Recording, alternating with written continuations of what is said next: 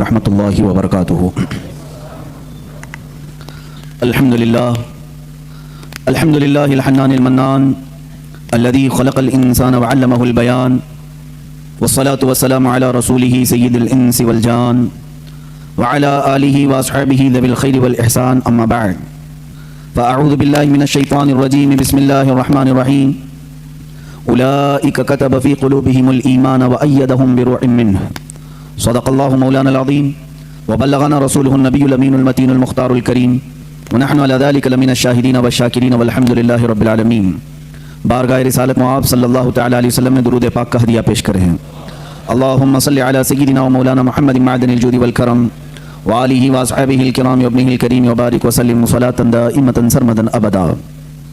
अज़ीज़ान गिरामी वक़ार, आज की ये तक़रीब पाक इमाम अहले सुन्नत कंजुल करामत जबलुल इस्तिक़ामत दरियाए रहमत आक़ाए नेमत आयतुम मिन आयातिल्लाह मौजिज़तुम मिन मौजिज़ाति रसूलिल्लाह सय्यदी आक़ाई व मौलाई इमाम अहमद रज़ा ख़ान फ़ाज़िल बरेलवी क़द्दसल्लाहु सिर्रहु शरीफ के में साला उर्स की तक़रीब है और हम ग़ुलामाने आला हज़रत इस तक़रीब की वसातत से बारगाह रज़ा में ख़िराज अक़ीदत पेश करने के लिए यहाँ जमा हैं।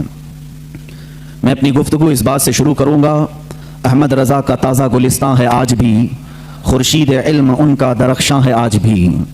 किस तरह इतने इल्म के दरिया बहा दिए, अहले हुनर की अक्ल हैरान है आज भी। सब उनसे जलने वालों के गुल हो गए चिराग, अहमद रज़ा की शम्मा फरोज़ां है आज भी। अज़ीज़ान गिरामी वक़ार, इस शम्मा को फरोज़ां ही रहना है, इसलिए कि इसको नूर मिला है मुस्तफ़ा करीम सल्लल्लाहु अलैहि वसल्लम से। अल्लाह रब्बुल इज़्ज़त जिस शमा को रोशन करे सुबह क़यामत तक उसे कोई बुझा नहीं सकता। कुरान भी कहता है कुफ़ार और मुशरिकीन अपने मुंह के फूंकों से अल्लाह के चिराग को बुझाना चाहते हैं। अल्लाह का चिराग इस्लाम है, कुरान अज़ीम है, ज़ाते रसूल करीम सल्लल्लाहु तआला अलैहि वसल्लम है। और यकीनन अल्लाह के रसूल सल्लल्लाहु तआला अलैहि वसल्लम के नायब उलमाए उम्मत उसी चिराग की रोशनी को पूरी दुनिया में फैलाने के लिए आते हैं। लिहाजा जो उम्मत मुस्तफ़ा की खिदमत करता है, रसूल करीम सल्लल्लाहु अलैहि वसल्लम की नियाबत का ताज अपने सर पर सजाकर अल्लाह रब्बुल इज़्ज़त के फज़ल व इनायत से दीन मतीन की सच्ची खिदमत करता है, मौला सुबह क़यामत तक उसके चिराग को बुझने नहीं देता। आला हज़रत फ़ाज़िल बरेलवी रज़ी अल्लाह तआला अन्हु के नाम पाक से चिढ़ने वाले कुड़ने वाले पहले भी थे, आज भी हैं, लेकिन अल्लाह तबारक व तआला ने उनके चर्चे को और उनकी मदह को और उनकी तारीफ़ को कभी कम ना होने दिया। आज भी एक ज़माना बल्कि मेजॉरिटी इस बात की कायल है कि वह आशिक़ रसूल था, फ़ना फिर रसूल था, बल्कि रसूलुल्लाह सल्लल्लाहु तआला अलैहि वसल्लम के मौजज़ों में से एक मौजज़ा था। मौजज़ा किसे कहते हैं? मौजज़ा कहते हैं नबी से सादिर होने वाला ऐसा काम, नबी से सादिर होने वाला ऐसा काम जो आम इंसानों की समझ में ना आ सके और उसका मुकाबिल कोई ला ना सके। अज़ीज़ान गिरामी, आला हज़रत रज़ी अल्लाह तआला अन्हु की ज़ात भी आप मुताला करें तो बहुत कम लोग हैं जो उन्हें समझ पाते हैं। मुख्तसर सी ज़िंदगी में इल्म के दरिया बहाती है और ये अगर देखा जाए मेहनत और कसब से मशक्क़त से हासिल किए जाने वाले मामलात होते तो हम ये कहते शायद बहुत गज़ब की ज़हानत थी, बहुत गज़ब का हाफ़िज़ा था। मगर बाज़ औक़ात में हमें जाकर के ये कहना पड़ता है, कितना भी ज़हीन आदमी हो, कितना भी अक्ल का बादशाह ही क्यों ना हो, लेकिन वो आला हज़रत इमाम अहमद रज़ा ख़ान फ़ाज़िल बरेलवी रहमतुल्लाहि तआला अलैह की किताबें पढ़ता है तो उसे ये बात समझ में आती है कि यहाँ सिर्फ कसब का दखल नहीं है, बल्कि ये जो कुछ भी आला हज़रत को अता हुआ है ये इल्म लदुन्नी है। अल्लाह रब्बुल इज़्ज़त की अताओं में से एक अता का नाम है। मेरे अजीज़ों, तकरीबन 102 साल का अरसा हो गया आला हज़रत फ़ाज़िल बरेलवी रज़ी अल्लाह तआला अन्हु के इस ज़ार फ़ानी से कूच फरमा कर, लेकिन उनका इल्म ताज़ा है, दरख्शां है, उनकी तालीमात हर जगह पर हैं। बल्कि देखें अल्लाह तबारक व तआला ने उस मर्द मुजाहिद को इस मकाम पर पहुँचाया जिसने अपनी ज़िंदगी इश्क़ रसूल में वक्फ़ कर दी, दिफ़ाए नामूस रिसालत के लिए अपनी पूरी ज़िंदगी को ख़त्म किया। अल्लाह ताला ने उसी आला हज़रत को इस मकाम तक पहुँचाया कि अब के ज़माने में इश्क़ रसूल की पहचान करना हो तो आला हज़रत का नाम लेना होता है। बड़े मशाइख की बात कर रहा हूँ। देखें, किसी की शख्सियत अगर रसूल करीम सल्लल्लाहु तआला अलैहि वसल्लम के दीन की पहचान बन जाती है तो ये अल्लाह का सबसे बड़ा इनाम है, सबसे बड़ा इनाम। ये मैं हिंदुस्तान की बात नहीं कर रहा हूँ, بلکہ مشہور مقولہ ہے عرب کے علماء جو مکہ مکرمہ اور مدینہ طیبہ زادہم اللہ شرفا و تعظیما، یہاں کے جو سنی صحیح العقیدہ علماء مشائخ ہیں، ان سے پوچھا گیا کہ آپ اہل سنت و جماعت کو حق سمجھتے ہیں؟ کہا ہاں، ہندوستان، پاکستان، بنگلہ دیش، ادھر کے علاقوں سے جب کبھی کوئی آپ کے پاس آتا ہے تو آپ اسے کیسے پہچانتے ہیں؟ وہ خود بیان فرماتے ہیں اذا جاءنا رجل من الہند، جب ہند سے کوئی آدمی ہمارے پاس آتا ہے تو ہم اس کے پاس پہلے ہی امام احمد رضا خان کا تذکرہ کرتے ہیں، پھر دیکھتے ہیں اس کے چہرے کو غور سے۔ علماء حرمین کہہ رہے ہیں ہم اعلیٰ حضرت کا ذکر اس کے سامنے کرتے ہیں کہ ہندوستان میں ایک مولانا ہیں جن کا نام احمد رضا خان ہے، بریلی سے تعلق رکھتے ہیں، فلاں فلاں کتابیں لکھے ہیں، ہم ان کا ذکر کرتے ہیں اور پھر اس کا چہرہ غور سے دیکھتے ہیں، اگر چہرے پر خوشی کے آثار نظر آئے تو ہم سمجھتے ہیں سنی صحیح العقیدہ ہے، اور اگر کڑنے لگے، جلنے لگے، پہلو بدلنے لگے تو ہم سمجھتے ہیں کہ وہ رجل من اہل البدع۔ وہ کہتے ہیں علماء حرمین ہم اسی بات سے سمجھ جاتے ہیں کہ یہ بدعتیوں میں کا کوئی بندہ ہے۔ یہ معیار ہم نے نہیں، علماء حرمین نے متعین فرمایا۔ یہ پہچان جو اعلیٰ حضرت کی بنی، یہ اللہ تبارک و تعالیٰ کے انعامات میں سے ایک انعام ہے۔ آج کیا آپ سب کو معلوم نہیں ہے کہ ہمارے اور دوسروں میں فرق کرنے والی ذات اعلیٰ حضرت کی ہے؟ اللہ تبارک و تعالیٰ نے انہیں بنایا، لوگوں کی کیا مجال ہے کس کو کیا بنائیں گے؟ بعض لوگ کہتے ہیں یہ بریلویوں نے مل کر کے سب بنا دیا ان کو۔ میاں بریلویوں نے مل کر کے اگر انہیں بنایا ہے تو تم بھی سارے مل کر کے ایک اعلیٰ حضرت بنا دو، ایسا کوئی اعلیٰ حضرت بنا دو۔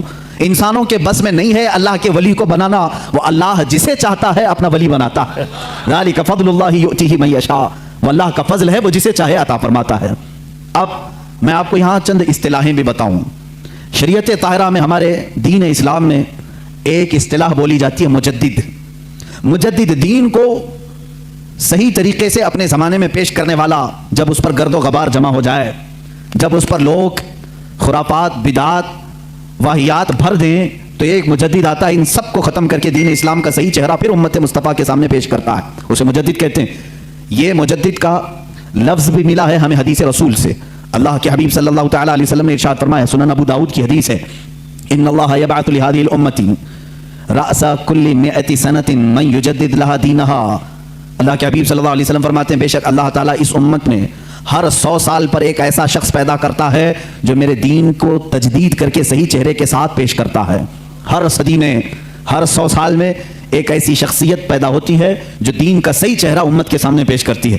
ہاں، ہم جس زمانے میں ہے، اس زمانے میں ہمیں مجدد کی پہچان جو ملی اعلیٰ حضرت امام احمد رضا خان فاضل بریلوی رضی اللہ تعالیٰ عنہ، شہرۂ آفاق ہیں، اس لیے مجدد کا لفظ آپ نے زیادہ طور پر اعلیٰ حضرت کے لیے سنا ہوگا۔ اور اس سے قبل تقریباً 13 صدیوں تک مجدد آتے رہے۔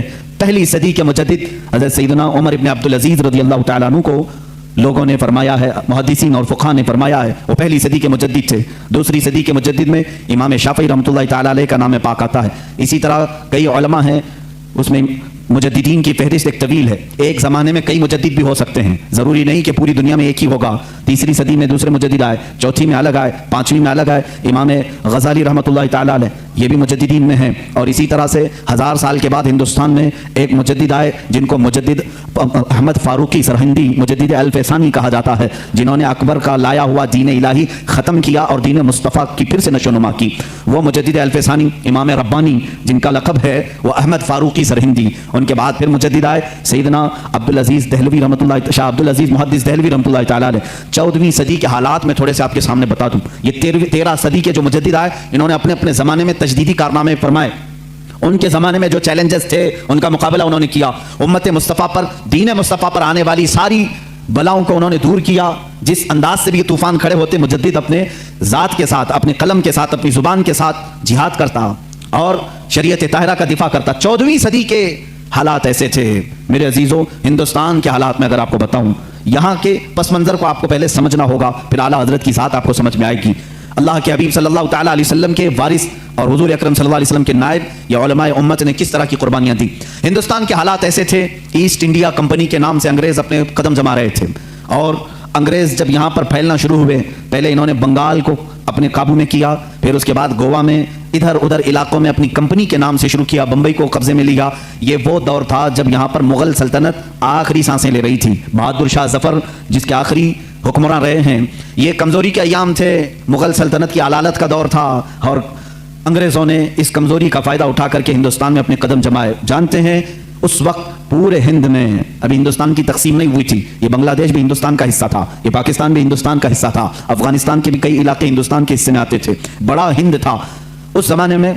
पूरे बर्रे सगीर इसको कहा जाता है, सब कॉन्टिनेंटल हिंदुस्तान को बर्रे सगीर, शिबहुल क़ारतुल हिंदिया इसको अरबी में कहते हैं, यानी एक इंटरकॉन्टिनेंटल के बराबर ही हिंदुस्तान को समझा जाता है, थोड़ा छोटा उससे। इतने पूरे इलाके में पूरे मुसलमानों का अकीदा एक ही था, वो अहले सुन्नत व जमात थे, या अगर कुछ थे तो राफिजी और शिया थे थोड़े से, लेकिन पूरे बर्रे सगीर में मुसलमान सिर्फ अहले सुन्नत व जमात थे। अंग्रेज जब यहाँ पर हिंदुस्तान में आए तो इनको सबसे ज्यादा खतरा किससे था? इन्होंने अपनी किताबों में लिखा उलमाए इस्लाम से इन्हें खतरा था। उलमाए इस्लाम इनके खिलाफ खड़े हो सकते थे, और जाहिर सी बात है उस वक्त अभी तुर्की की खिलाफत उस्मानिया भी मौजूद थी और हिंदुस्तान में मुगल सल्तनत थी। मुसलमानों का दबदबा ऐसा था कि एक बार अगर बादशाह इस्लाम जिहाद का ऐलान कर दे तो सारे कफन बरदोश सड़कों पर आ जाते। एक ऐलान हो जाए, नौजवान तो नौजवान, बूढ़े भी रास्तों पर आ जाते अपनी जान अल्लाह की बारगाह में पेश करने के। हर जमाने में हमारे यहाँ दायरा इस्लाम में मैं आपको बताऊं, मरने से कभी कोई मुसलमान खौफ नहीं खाता था।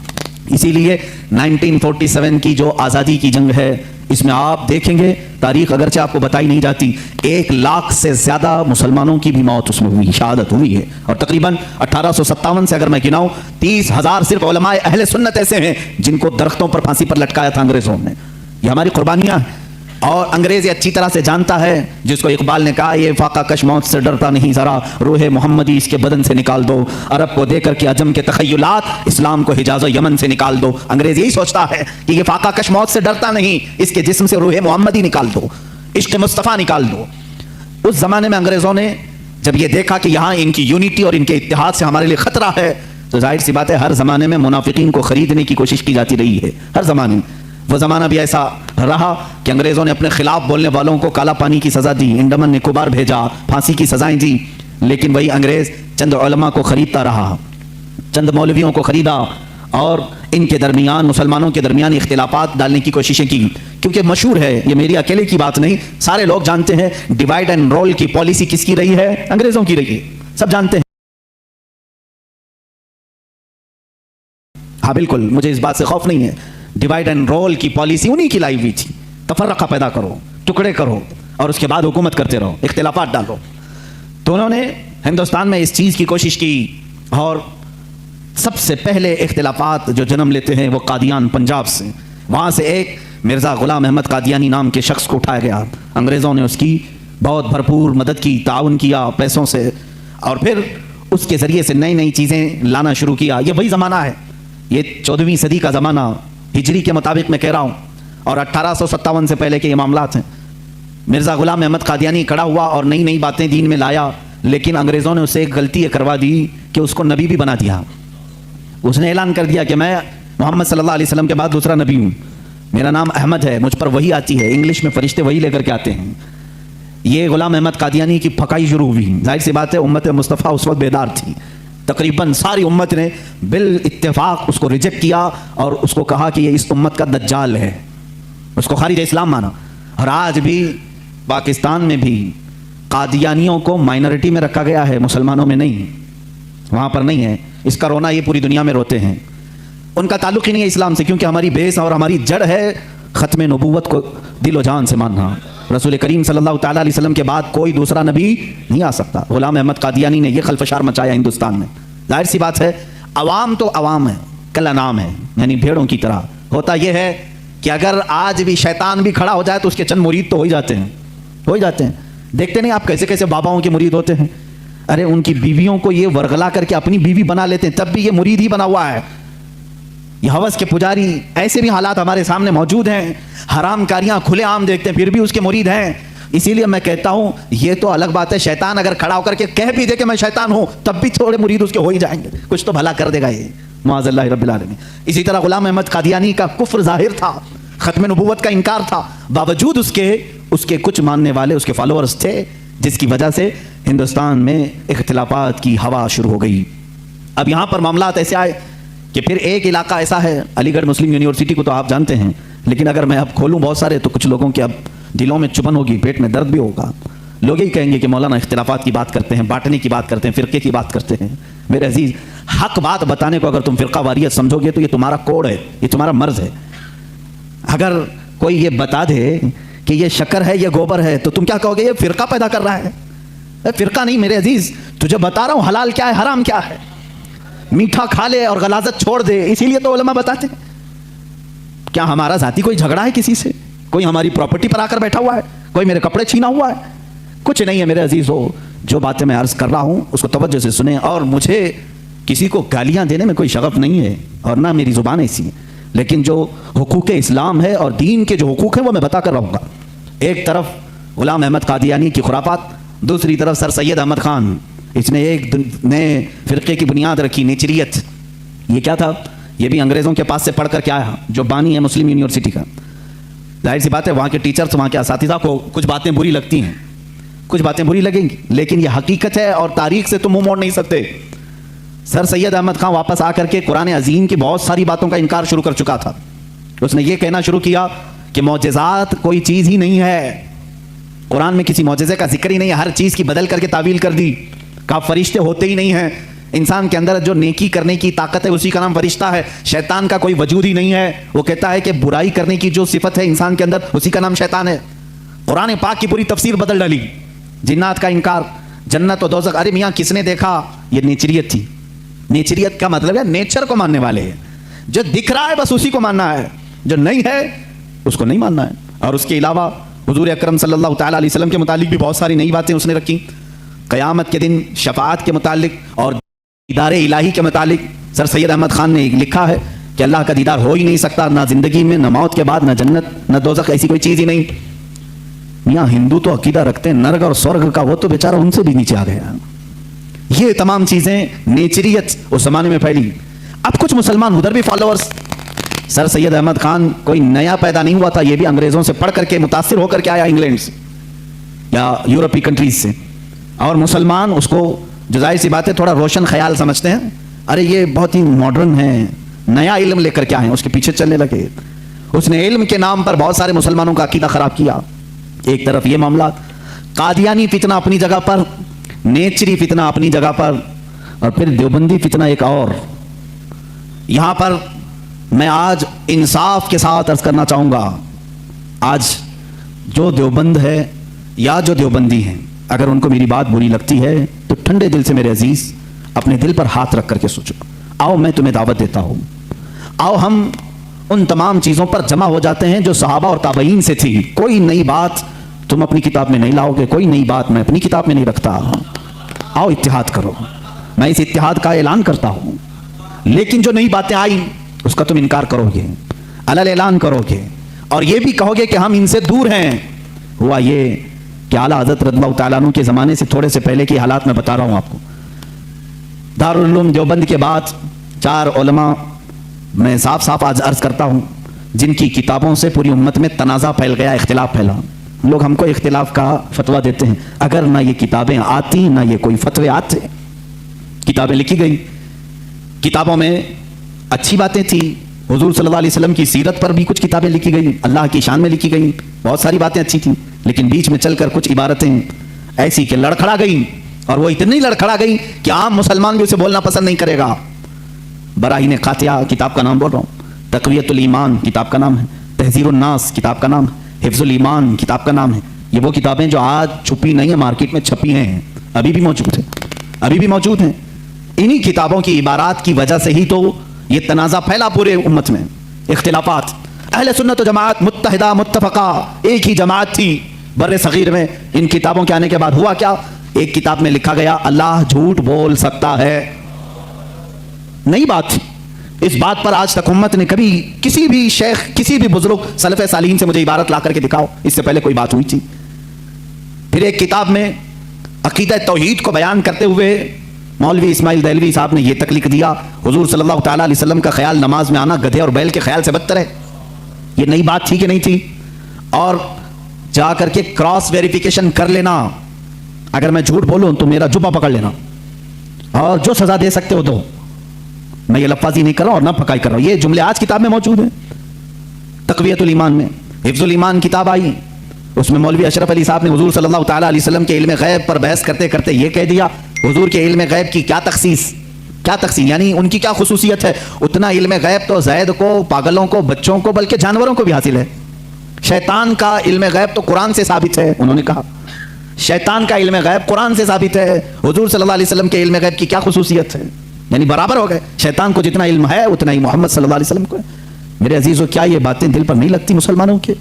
یہ عبارتیں آئی، کتابوں میں لکھی گئی، اور بڑا فتنہ یہاں سے بھی ہوا مولوی قاسم نانوتوی صاحب کی کتاب سے، کہ انہوں نے یہ بھی لکھا کہ بالفرض بعد زمانے نبی کے اگر کوئی دوسرا نبی پیدا ہو گیا تو حضور کے خاتم النبیین ہونے میں کوئی فرق نہیں آئے گا۔ یعنی کوئی دوسرا نبی پیدا ہو سکتا ہے، اگر ہو گیا، اگر مگر کی بات ہی چھوڑو، جب حضور نے 1400 سال پہلے کہہ دیا، فرما دیا کہ میرے بعد کوئی نبی نہیں ہو سکتا تو نہیں ہوگا۔ آپ کتاب میں یہ نئی بات لکھنے کی کیوں ضرورت پیش کی؟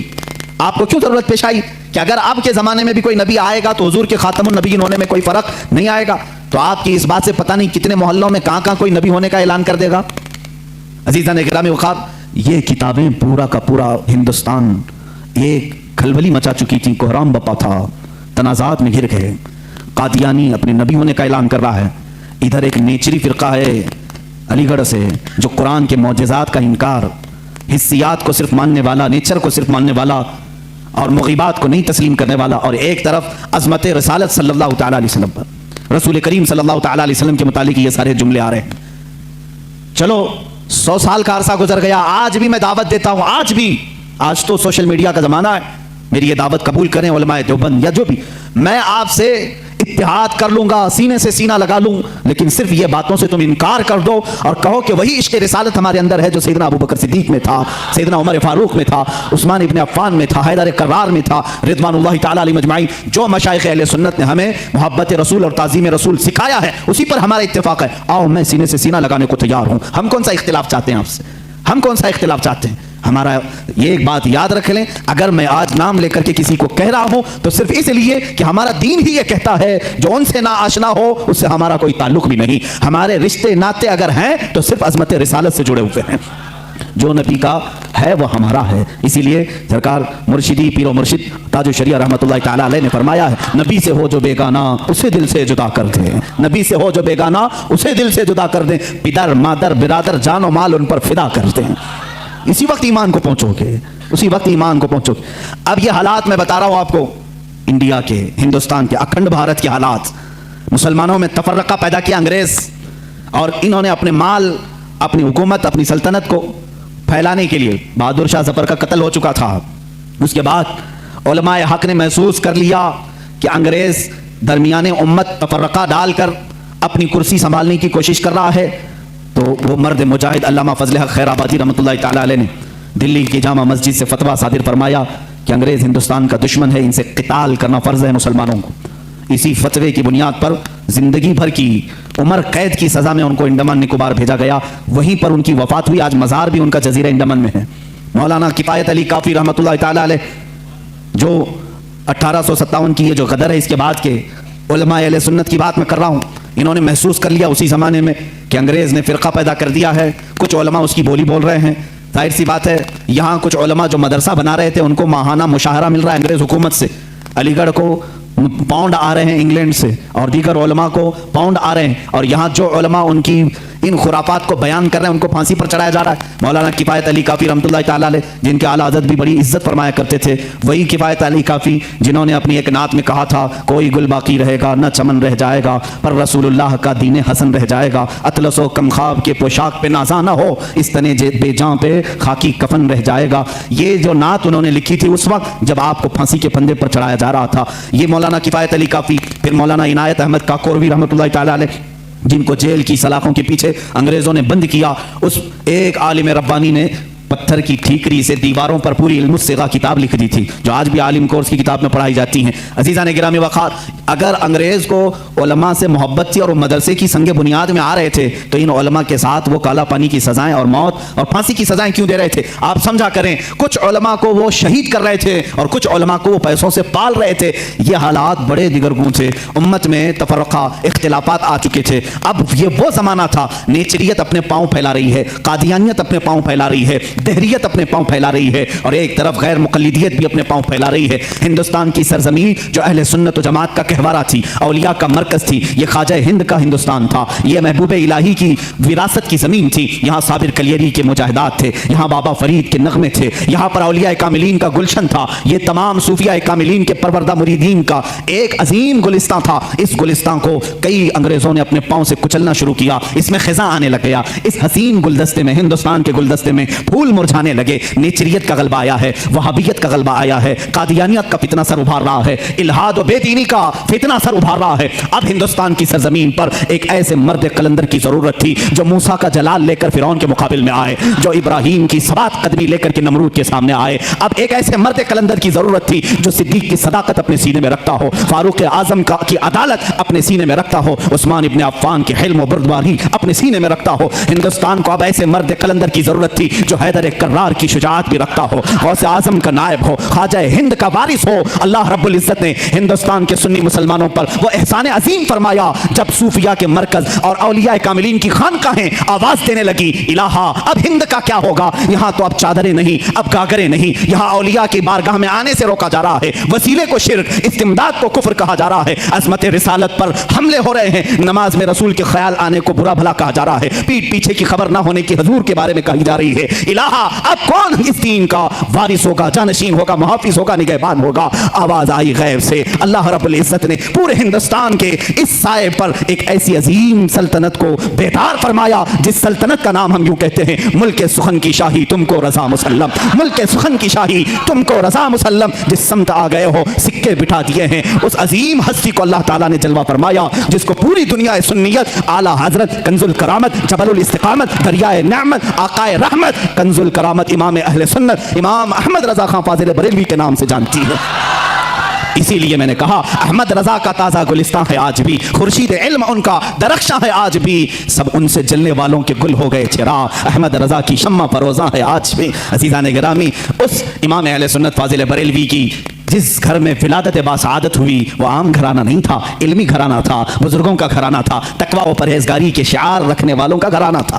اعلیٰ حضرت رضی اللہ تعالیٰ 10 شوال المکرم بریلی شریف میں سنیچر کے دن جب آپ کی ولادت ہوئی، ظہر کا وقت تھا، یہ اعلیٰ حضرت امام احمد رضا خان رحمۃ اللہ تعالیٰ علیہ مولانا نقی علی خان رحمۃ اللہ تعالیٰ علیہ کے گھر پیدا ہوتے ہیں۔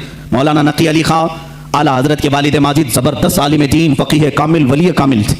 آپ کے دادا مولانا رضا علی خان رحمۃ اللہ تعالیٰ علیہ قطب الوقت تھے۔ آپ کا سلسلہ نسب اعلیٰ حضرت رضی اللہ تعالیٰ عنہ کا افغانستان کے بڑھیج قبیلے کے پٹھانوں سے ملتا ہے۔ بعض محققین نے کہا ہے کہ صحابی رسول تک آپ کا نسب پہنچتا ہے، واللہ اعلم۔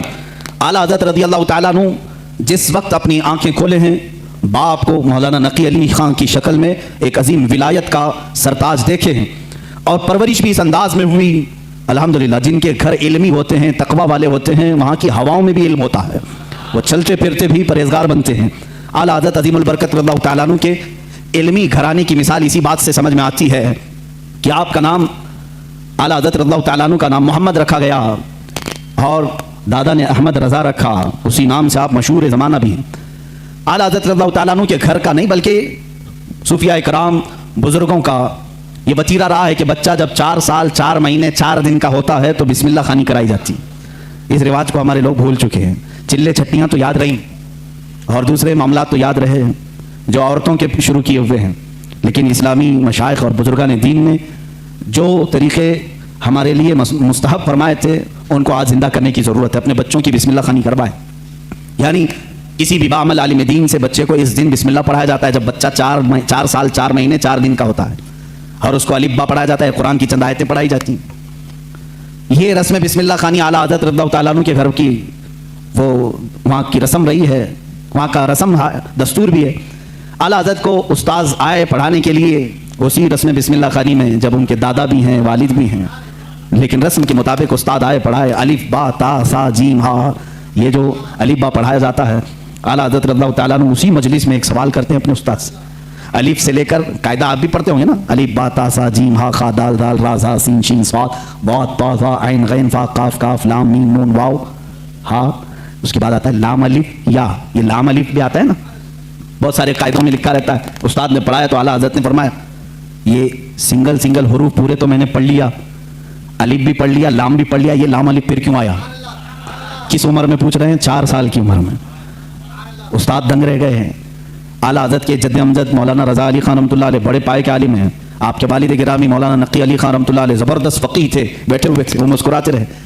बच्चे की तबहुर इल्मी को देखें। उस्ताद ने कहा, बेटा बात ऐसी है कि सिंगल सिंगल हुरूफ पढ़ा दिए गए बच्चे को ये बताने के लिए कि हुरूफ जोड़ते कैसे हैं, इसलिए कायदे में एक लफ्ज़ लिख दिया जाता है लाम अलिफ, यानी लाम अलिफ मिला करके कैसे पढ़ाते हैं इसलिए लिख दिया जाता है। बाकी सब तो सिंगल हुरूफ होते हैं, अलिफ बा ता सा जीम हा।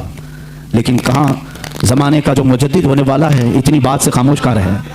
कहा अगर मिला करके ही पढ़ाना था तो बे को अलिफ से मिलाकर पढ़ा देते, ते को अलिफ से मिलाकर पढ़ा देते, जीम को अलिफ से मिला के, ये लाम के साथ ही क्यों अलिफ को मिला है?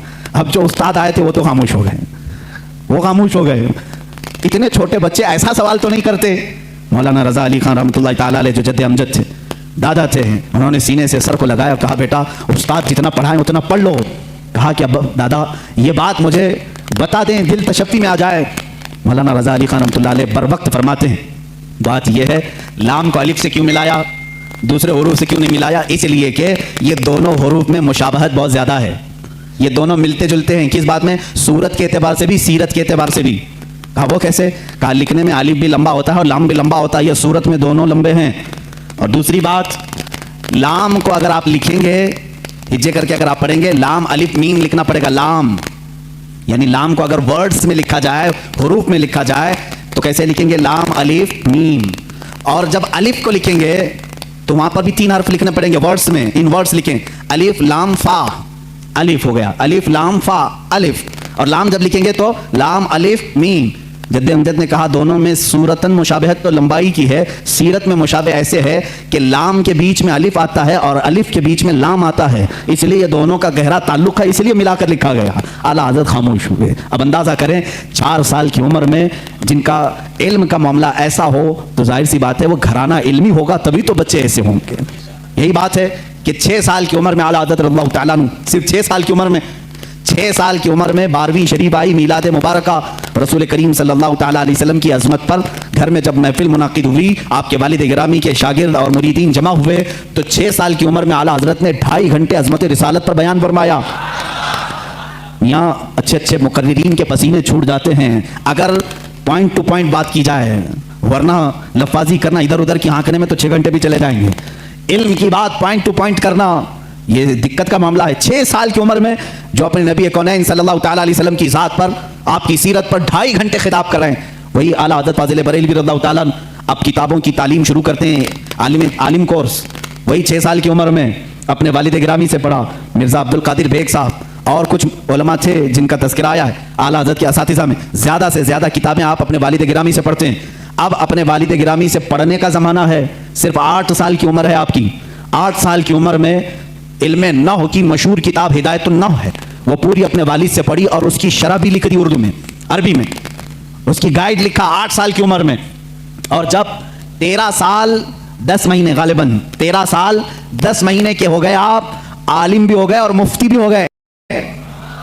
और उसी दिन सबसे पहला फतवा आपने दिया रज़ाअत के मसले पर। सवाल आया था, आपके वालिद गिरामी ने मसनद पर बिठाया और कहा बेटा अहमद रज़ा लिखो इसका जवाब। आपकी उम्र 14 साल के करीब थी, 13 साल 10 महीने के आसपास। उस वक्त आपने सबसे पहला फतवा लिखा। मियाँ फतवा पूछने वालों की उम्र यहाँ 60 साल की हो जाती है, लिखने वालों की बात तो छोड़े। वो 13 साल 10 महीने की उम्र में पहला फतवा सादिर फरमाते हैं, उसमें दलाइल भी हैं, कुरानी आयात, अहादीस रसूल। वालिद गिरामी ने देख करके माथे का बोसा लिया और कहा आज से तुम मसनद इफ्ता पर बिठाए जाते हो। 13 साल 10 महीने की उम्र से लेकर जब तक आपकी वफात न हुई उस वक्त तक आपने फतवा नवीसी फरमाई। तकरीबन 20,000 से तकरीबन 6,000 से ज्यादा फतवे आपने अरसाल फरमाए। आज वही फतावा रज़विया की शक्ल में हमारे पास एक फिक़ही इंसाइक्लोपीडिया मौजूद है जिसकी 30 जिल्दें हैं, 21,000 सफ़हात के करीब ये किताब है। 250 रिसाले उसके अंदर मौजूद हैं, 250 रिसाले, अलग अलग किताबें। जो जिस तरह का सवाल आया, अरबी में आया तो अरबी में जवाब, फारसी में आया फारसी में जवाब, इंग्लिश में आया इंग्लिश में जवाब। जिस इल्म का सवाल आया उस इल्म का जवाब आपने इरसाल फरमाया। ये तकरीबन फतावा रज़विया आज जो छपी हुई है 30 जिल्दों में है, 30 बड़े बड़े वॉल्यूम्स हैं। इसीलिए बहुत मशहूर खानदाने मारहरा मुतहरा के आला हज़रत रज़ियल्लाहु तआला अन्हु के पीर खाने के साहब सज्जादा के बिरादर असगर फरमाते हैं आला हज़रत की शान में, मीनार कसर रज़ा तो बुलंद काफ़ी है।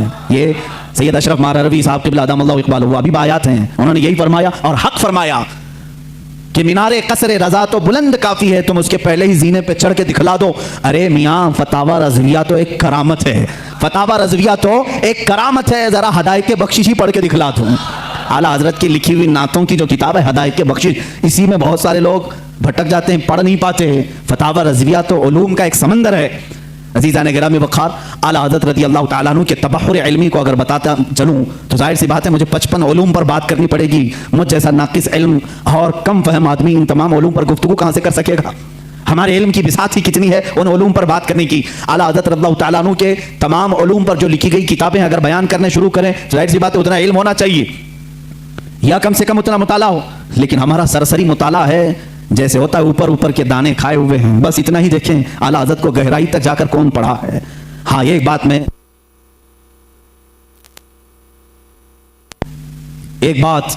मैं दिल से कहूंगा कि सुने हुई मोहब्बत करने वाले अलग होते हैं, आला हज़रत को पढ़ करके चाहने वालों की बात अलग होती है। पढ़ करके जो मोहब्बत करते हैं वो हकीकत में मोहब्बत करते हैं और उनका लोहा मानते हैं, और सुनी सुनाई हुई बातों में कभी इधर आते हैं कभी उधर जाते हैं, मामलात ऐसे होते रहते हैं। अज़ीज़ान गिरामी, फतावा रज़विया शरीफ में 250 रसाइल जमा हुए। उनके उलूम का किनारा कहाँ तक था अल्लाह ही बेहतर जाने। इल्म हदीस में कलम उठाया तो कई किताबें लिखी, उसूल हदीस में कलम उठाया उस पर किताबें लिखी। फ़िक़्ह एक इल्म का नाम है, इसमें तो पूरी किताबें मौजूद हैं। उसूल फ़िक़्ह पर किताबें हैं आपकी, और इनके अलावा तफसीर में, उसूल तफसीर में, बलागत में, मानी में, अर्ज़ में, और उसके अलावा जो मैथ्स के रिलेटेड उलूम होते हैं उनमें कई किताबें आपकी हैं। इल्म रमल में, इल्म जफर में है, ज़ीजात में है, अरफ़मातिकी में है। ये तमाम वो उलूम हैं जिनको आज शायद व बायद कोई जानता हो। इल्म हय्यत है, इल्म तौक़ीत है, इल्म मुकाबला है, इल्म मुनाजरा है, इल्म रद है। इन तमाम उलूम पर आला हज़रत की किताबें मौजूद हैं, उनके रिसाले मौजूद हैं। ये एक बात होती है कह देना कि इनको इतने उलूम आते थे, और एक बात है उनकी इस इल्म पर किताबें पेश करना। हम मुबालगा आराई से काम नहीं लेते। जिस इल्म की मैं बात कर रहा हूँ आला हज़रत इस इल्म को जानते थे, उस इल्म की ज़रूर उनकी किताब भी मैं तुम्हारे सामने पेश कर सकता हूँ। कई उलूम पर अल्लाह ताला ने आपको महारत ताम्मा अता फरमाई थी। ये एक बात आप समझ करके चलें, ये उनके पास वक्त कितना रहा होगा ये सब लिखने का, इन तमाम उलूम को हासिल करने का। आला हज़रत रज़ियल्लाहु तआला अन्हु की दुनियावी जो उलूम है उन पर जो गिरफ्त है इतनी ज़बरदस्त, अपने ज़माने के बड़े बड़े साइंटिस्ट को भी आपने दावत मुकाबला दिया है। प्रोफेसर अल्बर्ट नाम से, उसने 1919 में या 1920 के करीब एक पेपर में लखनऊ से ये बात शाया कर दी कि सितंबर, अभी ये भी सितंबर का ही महीना है, 17 सितंबर या अगर कुछ तारीख, उसने 2 महीने पहले ऐलान किया कि सूरज के मुकाबिल में अतार ज़हरा, ज़मीन, मरीख, मुश्तरी, ज़ुहल, ये जो कवाकिब हैं यानी इनको स्टार्स ऑफ गैलेक्सी जो कहा जाता है, ये मुकाबिल में आ रहे हैं, जिसकी वजह से सूरज की रोशनी को ये खींच लेंगे और सूरज में एक दाग पड़ जाएगा। प्रोफेसर अल्बर्ट एक साइंटिस्ट है और उसने ये अपना चैलेंज 3 माह पहले पेपर में शाया कर दिया कि ये पूरे जो स्टार्स ऑफ गैलेक्सी हैं ये अपोजिट आ रहे हैं सूरज के, और सूरज में ये दाग पैदा करेंगे और इसकी वजह से पूरे मौसम खराब हो जाएंगे और इन तमाम हालात को खत्म होने में कई हफ्ते लग सकते हैं। इस वक्त जहरीली हवाएं भी आ सकती हैं, हो सकता है कि तमाम लोग मर जाएं। लोगों में अफरा तफरी, हालात ऐसी हैं जो बोल दिया सब अंधाधुंध मान लेते हैं। ऐसा ही कोई अल्बर्ट इस जमाने में कोरोना भी बोला होगा। आला हज़रत रज़ियल्लाहु तआला अन्हु उस जमाने में जब आपके पास लोग आकर के कहने लगे कि हुजूर ऐसी सी बात है, वो साइंसदान है और कह रहा है कि ये नजूम, ये सितारे सूरज के अपोजिट में आ रहे हैं, मुकाबिल में आ रहे हैं, जिसकी वजह से सूरज की रोशनी वो खींच लेंगे और सूरज में दाग हो जाएगा, जहरीली हवाएं आएंगी, फलां फलां फलां बातें। आला हज़रत रज़ियल्लाहु तआला इन उलूम में दस्तरस रखते थे, महारत रखते थे, पूरी किताब लिख डाली, पूरी किताब लिखी। मैं आज ही वो किताब पढ़ रहा था, मेरा सर चकराने लगा, मैंने किताब बंद कर दी, इसलिए कि ये इल्म नुजूम की बात है। आला हज़रत उसमें शक्लें बना बना करके लिख रहे हैं। अतारुद इतने सेंटीग्रेड का होता है, इतने दकीके का होता है, इतने मिनट का होता है। ज़ुहल की ये शक्ल होती है, फलां जगह होता है, इतने ज़माने में यहाँ से यहाँ आता है। यूरेनस, नेपचून, ये इसकी मियाद मुद्दत इतनी होती है, फलां वक्त यहाँ होता है, सितंबर में ये कहाँ रहता है। इन तमाम हालात को लिख कर कहते हैं जिस अल्बर्ट ने यह दावा किया वो झूठा है, वो पागल है और जाहिल है, इसलिए कि ये तमाम चीजें मैंने जो लिखी ये एक साथ जमा होंगी ही नहीं। और अहमद रजा का ये दावा है कि 17 सितंबर क्या, 17-18 सितंबर क्या, इस तरह के हालात इंशाल्लाह कभी ना आएंगे। और दुनिया ने देखा, सितंबर आए गए, ना सूरज काला हुआ, ना जहरीली हवाएं आई।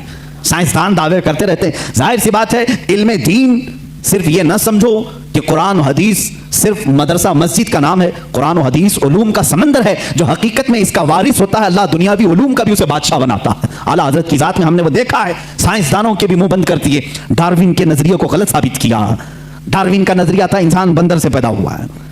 آپ نے پڑھا ہوگا اسکولوں میں. بعد میں یہ نظریہ ختم کیا. اعلیٰ حضرت نے اس کا رد فرمایا, میاں جو جس کی نسل سے ہو وہ اپنی نسل کو بتائے, مگر ہم آدمی ہیں, آدم سے پیدا ہیں, آدم سے پیدا ہے. ظاہر سی بات ہے سائنس کی ان تمام تھیوریز کو رد کرنا اسی کے بس کا کمال ہے جو سائنس سے واقفیت رکھتا ہے.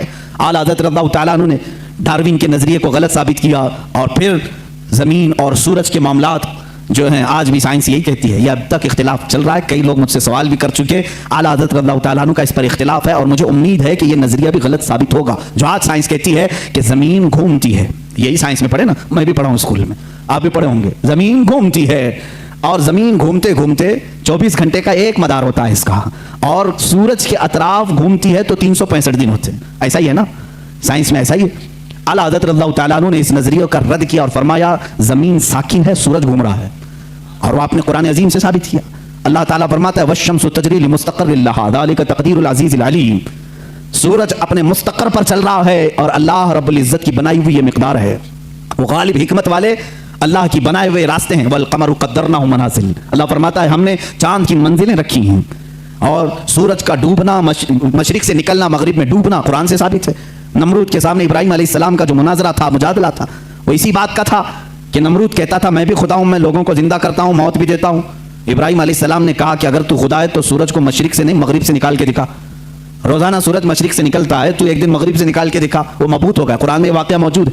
اعلیٰ حضرت رضی اللہ تعالیٰ عنہ نے ان اصول کو لے کر, اور اتنا ہی نہیں میرے عزیزو, صرف 2 آیتوں سے نہیں بلکہ اس میں عقلی اور نقلی اتنے دلائل ہیں کہ اس علم سے شغف رکھنے والا وہ جائے اعلیٰ حضرت رضی اللہ تعالیٰ عنہ کی کتاب الفوز المبین در رد حرکت زمین کا مطالعہ کرے, اسے سمجھ میں آئے گا.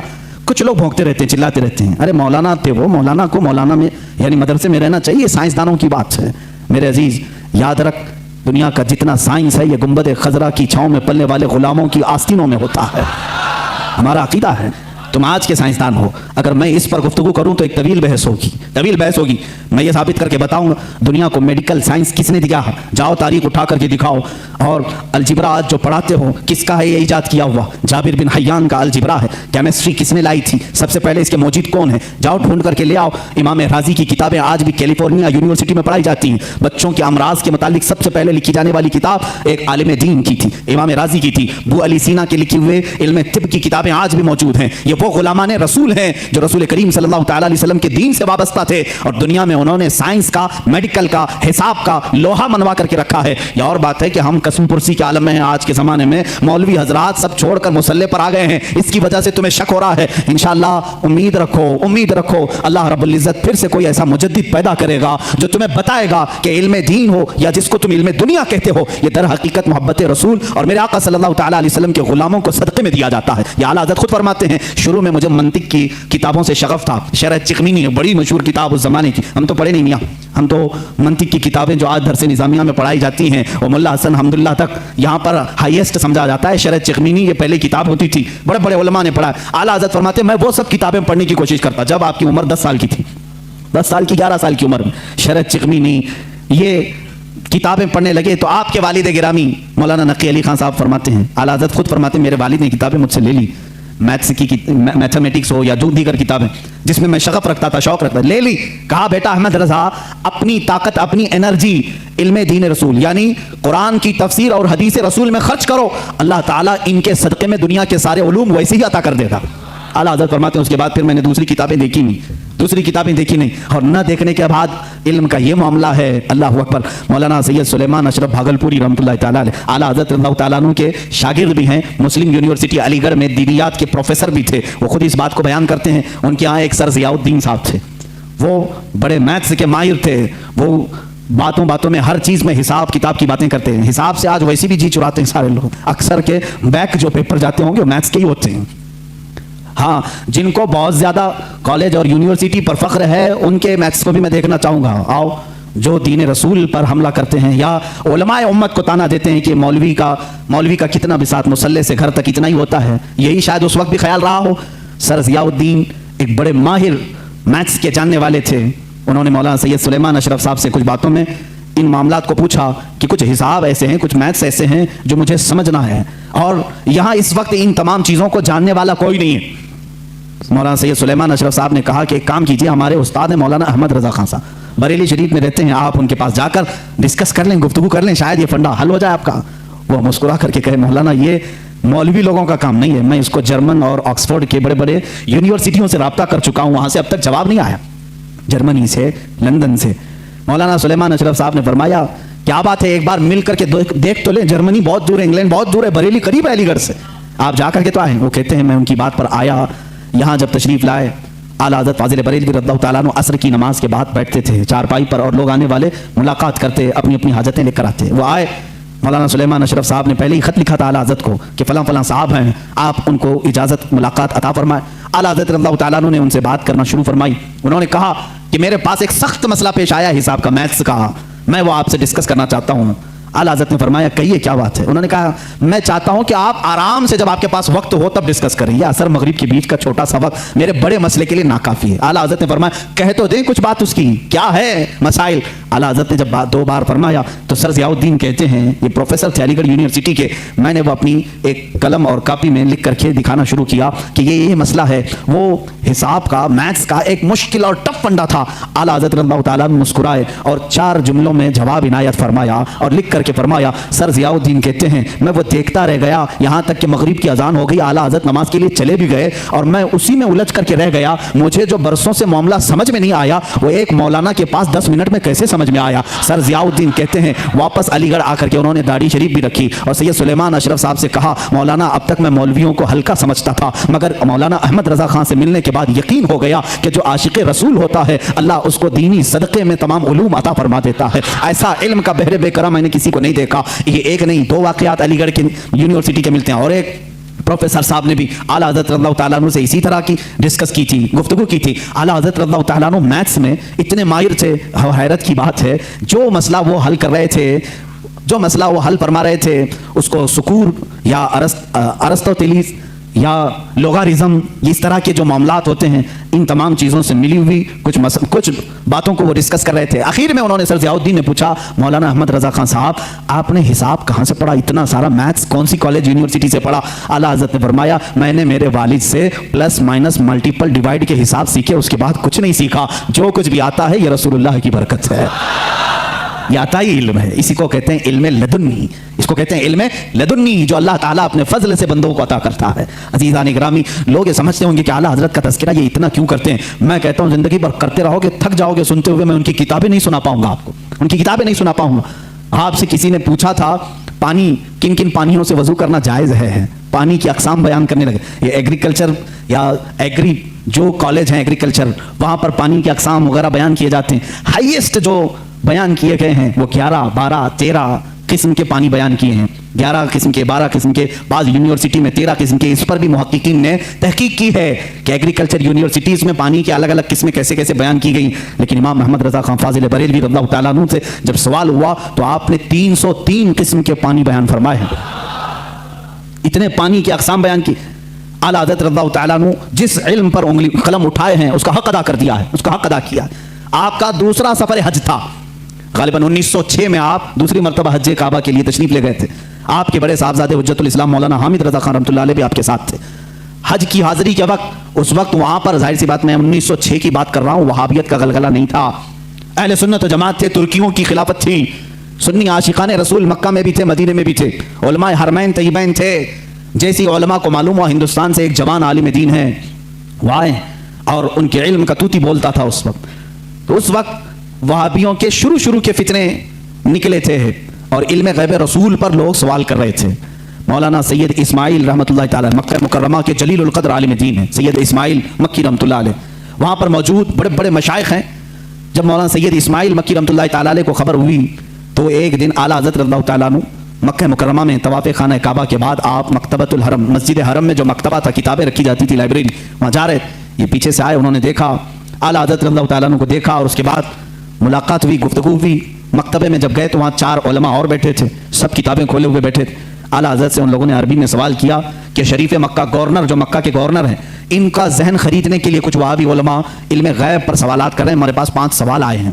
آپ دیکھ لیں چٹھی لی اعلیٰ حضرت نے اور اس کے بعد فرمایا کہ ٹھیک ہے میں اس کا جواب لکھ دیتا ہوں، میں آپ کو لکھوا دیتا ہوں۔ ان علماء نے کہا ہم کو اتنا جلدی نہیں چاہیے، اتنا مفصل چاہیے، اتنا تفصیلی چاہیے کہ وہ ان میں سے کوئی جواب نہ دے سکے۔ اعلیٰ حضرت رحمۃ اللہ تعالیٰ علیہ مکتبۃ الحرم مکہ میں اس وقت موجود تھے اور انہوں نے ٹائم صرف 2 دن کا رکھا تھا۔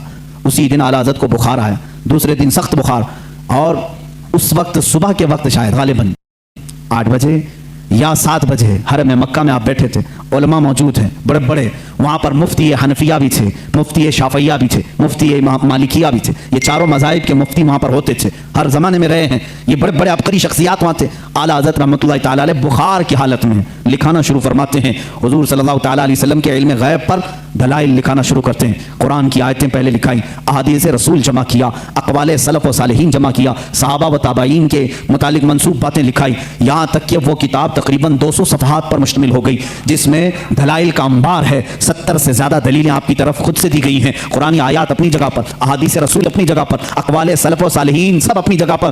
8 گھنٹے مسلسل لکھاتے رہے، 8 گھنٹے میں پوری کتاب تیار ہوئی جس کا نام رکھا الدولۃ المکیہ بالمادۃ الغیبیہ۔ یہ مصر سے بھی شائع ہوئی ہے، جس کو ابھی نام کی تبدیلی کے ساتھ وہاں کے ایک بڑے مشہور عالم، وہاں کے ایک استاد نے شائع کیا ہے، رفع الریب اما نال المصطفیٰ من الغیب۔ یہ کتاب ایسی ہلچل مچا دی مکہ میں، 8 گھنٹے میں لکھی ہوئی کتاب ہے جس میں تقریباً 200 دلائل موجود ہیں، 70 سے زیادہ اقوال موجود ہیں۔ یہ تمام دلائل لکھنے کے بعد اعلیٰ حضرت رحمۃ اللہ تعالیٰ علیہ اس میں تفسیر کے حوالے جاتے، ریفرنس سب ہیں، ایسا نہیں کہ منہ سے بولتے چلے گئے، تفسیر کے اور اصول حدیث کے ریفرنس ہیں، فلاں حدیث کی کتاب میں یہ عبارت ہے، فلاں تفسیر کی کتاب میں یہ لکھا ہوا ہے، فلاں علم فقہ کی کتاب میں یہ لکھا ہے، فلاں محدث نے یہ بیان کیا، سب کے ریفرنس کے ساتھ لکھایا، جبکہ سامنے آپ کے کوئی کتاب بھی نہیں تھی، ساری چیزیں لکھا کر کے پیش کیا۔ اخیر میں فرماتے ہیں فقیر بیمار ہے، بخار زدہ ہے، علالت میں ہے اور سفر کی حالت میں ہے، ساتھ اپنی کتابیں نہیں رکھتا، میری بساط کے مطابق جو کچھ ذہن میں حاضر ہوا وہ پیش کر دیا، باقی سب اللہ رب العزت جس سے چاہے دین کا کام لے۔ عزیزان گرامی، یہ کتاب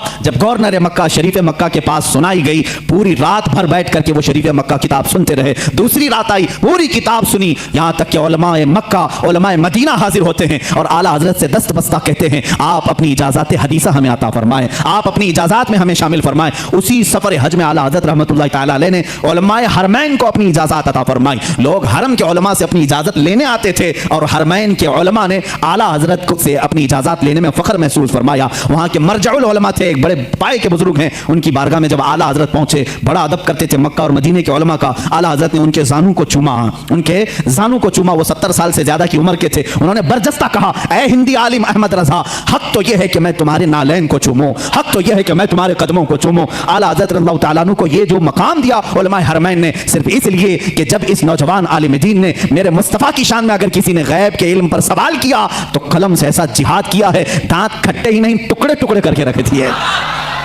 اعلیٰ حضرت رضی اللہ تعالیٰ عنہ کا یہ کمال تھا، جس علم میں آپ نے قلم اٹھایا اس کا حق ادا کیا ہے، اور یہ الدولۃ المکیہ بالمادۃ الغیبیہ میں سمجھتا ہوں اعلیٰ حضرت کی کرامتوں میں سے کرامت ہے۔ پڑھے لکھے لوگ سمجھیں گے، جاہل تو بھوکتے رہیں گے، ان کو کیا فرق پڑتا ہے، کتاب کا نام بھی پڑھنا نہیں آتا تو کتاب والے کو کیا سمجھیں گے۔ ہاں، کتاب جو پڑھے گا وہ ضرور سمجھے گا کہ اتنی ساری باتیں لکھنے والا وہ بھی بغیر سامنے کتاب کے موجود ہوئے، آخر اتنے سارے ریفرنس کہاں سے دے گا۔ میں اگر آپ ابھی مجھ سے کہیں گے فلاں فلاں چیزوں کا حوالہ دو، مجھے کتاب اٹھانی پڑے گی، میں بولوں گا دیکھ کر کے صفحہ نمبر آپ کو بتاؤں گا، لیکن وہ امام اہل سنت ایسے ہیں کہ آنکھیں بند کر کے کتابوں کے حوالے تک بتا دیا کرتے تھے، ریفرنس اسی وقت لکھا بھی دیا کرتے، اور ملانے والے جب جا کر کے ملا کے دیکھتے ایک سطر کا بھی فرق نہیں آتا تھا، ایک صفحے کا بھی فرق نہیں آتا تھا۔ امام اہل سنت فاضل بریلوی رحمۃ اللہ تعالیٰ علیہ جو سب سے زیادہ ان کی کتابیں ہیں وہ رد پر ہیں، اس کی وجہ بھی کیونکہ وہ مجدد اس زمانے کے تھے، انہوں نے نیچریت کا رد کیا، وہابیت کا رد کیا، ندویت کا رد کیا، غیر مقلدیت کا رد کیا، قادیانیت کا رد کیا، رافضیت کا رد کیا۔ یہ وہ سب فرقے تھے جو اس وقت اپنے جراثیم پھیلا رہے تھے اہل سنت و جماعت میں۔ اعلیٰ حضرت امام احمد رضا خان فاضل بریلوی رحمۃ اللہ تعالیٰ علیہ نے ان سب کے رد کے ساتھ ایک حسین چہرہ اسلام کا پیش کیا ہے۔ میرے عزیزو، کیا آپ اس بات پر فخر نہیں کرتے کہ اوروں نے کہا ہوگا محمد عربی صلی اللہ تعالیٰ علیہ وسلم کو پیٹ پیچھے کی خبر نہیں، اوروں نے اگر لکھا ہوگا وہ ہمارے بڑے بھائی کی طرح ہوتے ہیں، بلکہ امتی عمل کرتے کرتے रसूल तक भी पहुंच सकता है। औरों ने पता नहीं क्या क्या कहा होगा, मगर मुझे इस बात पर फख्र है, इमाम इश्क व मोहब्बत ने हमें जो हमारे नबी की अजमत जो बिठाई है और बताई है, वो इस शान से बताई है। कहा सरवर कहूँ कि मालिक व मौला कहूँ तुझे, बाग़े खलील का गुले ज़ेबा कहूँ तुझे, ऐ जाने जामे जाने तजल्ला कहूँ तुझे, तेरे तो वस्फ़ ऐब तनाही से है बरी, हैरान हूँ मेरे शाह मैं क्या क्या कहूँ तुझे। लेकिन रज़ा ने ख़त्म सुखन इस पे कर दिया, खालिक का बंदा खल्क का आका कहूँ तुझे। अज़मत रिसालत हमें आला हज़रत ने इस तरह से बताई है। लोगों ने अगर ओछे हमले किए हैं तो मेरे अजीज़ों, इल्म गैब की बात कहते हो, आला हज़रत ने तो सुन्नियों का अकीदा मजबूत किया। वो कहते हैं पीठ पीछे का इल्म नहीं, सुन्नियों तुम दबंग ऐलान यूं कहो, मेरे आका के इल्म की बात तो ये है, और कोई गैब क्या तुमसे निहा हो भला, जब न खुदा ही छुपा तुम पे करोड़ों दुरूद, सरे अर्श पर तेरी नजर, दिल फर्श पर तेरी नजर, सरे अर्श पर है तेरी गुजर, मलकूत तो मुल्क में नहीं कोई शय वो जो तुझ पे आया नहीं। या रसूल अल्लाह, कौन सी ऐसी चीज है जो आपसे छुपी हुई है? दिल फर्श पर है तेरी नजर, सरे अर्श पर है तेरी गुजर, मलकूत तो मुल्क में नहीं कोई शय वो जो तुझ पे आया नहीं। आला हज़रत रहमतुल्लाह तआला अलैह ने जो हमें तालीमात दी हैं, अब यहाँ से एक और सवाल का जवाब देता हूँ। ये बरेलवियों का अकीदा है, बरेलवियों का अकीदा है, बरेलवियों का अकीदा है। बरेलवी पैदा हुए 1921 के बाद, ये जहन में डाली जाती है बात। तुम सब नए हो मेरे अजीजों, बरेली शहर को निस्बत हो गई आला हज़रत से और हम वहां से कहलाए जाने लगे, वरना आला हज़रत ने दीन और ईमान जो हमारे सामने पहुंचाया है वही दीन और ईमान है जो सिद्दीक़ अकबर का था। रसूल करीम सल्लल्लाहु तआला अलैहि वसल्लम के लिए जान देते थे। आला हज़रत ने वही दीन और वही तसल्लुब हमें दिखाया जो उमर फारूक रज़ियल्लाहु तआला अन्हु के अंदर थी। अशिद्दाउ अलल कुफ़ार की, रहमाउ बैनहुम की सिफ़ात जो सहाबा की थी, वही आपको आला हज़रत ने दिया है। कोई नई बात नहीं, कोई नई बात नहीं। आओ मैं तुम्हें चंद मिसालों के जरिए से समझा दूं। मसलक के आला हज़रत पर कुछ लोगों को सवाल है, कहते हैं नया मसलक कहां से आया है? तुम खुद नए हो मेरे भाई, तुझे मालूम नहीं। मसलक जो है रास्ते का नाम है, रास्ते को कहते हैं। ये नया नहीं है, दीन इस्लाम ही है। हर जमाने में किसी शख्सियत से मंसूब होता है, हर जमाने में, हर जमाने में दीन इस्लाम को किसी शख्स से मंसूब करके पहचाना जाता है, लेकिन दीन वही है। आज अगर आला हज़रत रहमतुल्लाह तआला अलैह की तालीमात इतनी रोशनास हैं कि हक व बातिल में वो फर्क पैदा करती हैं, तो जाहिर सी बात है मसलक आला हज़रत कहने में किसी को कुड़न नहीं होना चाहिए, जलन नहीं होना चाहिए। लेकिन एक बात मैं ये भी बता दूं, आप दीगर औलिया कामिलीन के नामों से आप जिक्र कर सकते हैं। मसलक गौसे आजम भी कहो, मसलक गरीब नवाज भी कहो, मसलक इमाम आजम अबू हनीफा भी कहो, मसलक मखदूम सिमना भी कहो, मसलक मखदूमान मारारा भी कहो। जिस वली का जो तरीका है उसको मसलक कहा जाता है। आला हज़रत का नया कोई मसलक नहीं, नया दीन नहीं।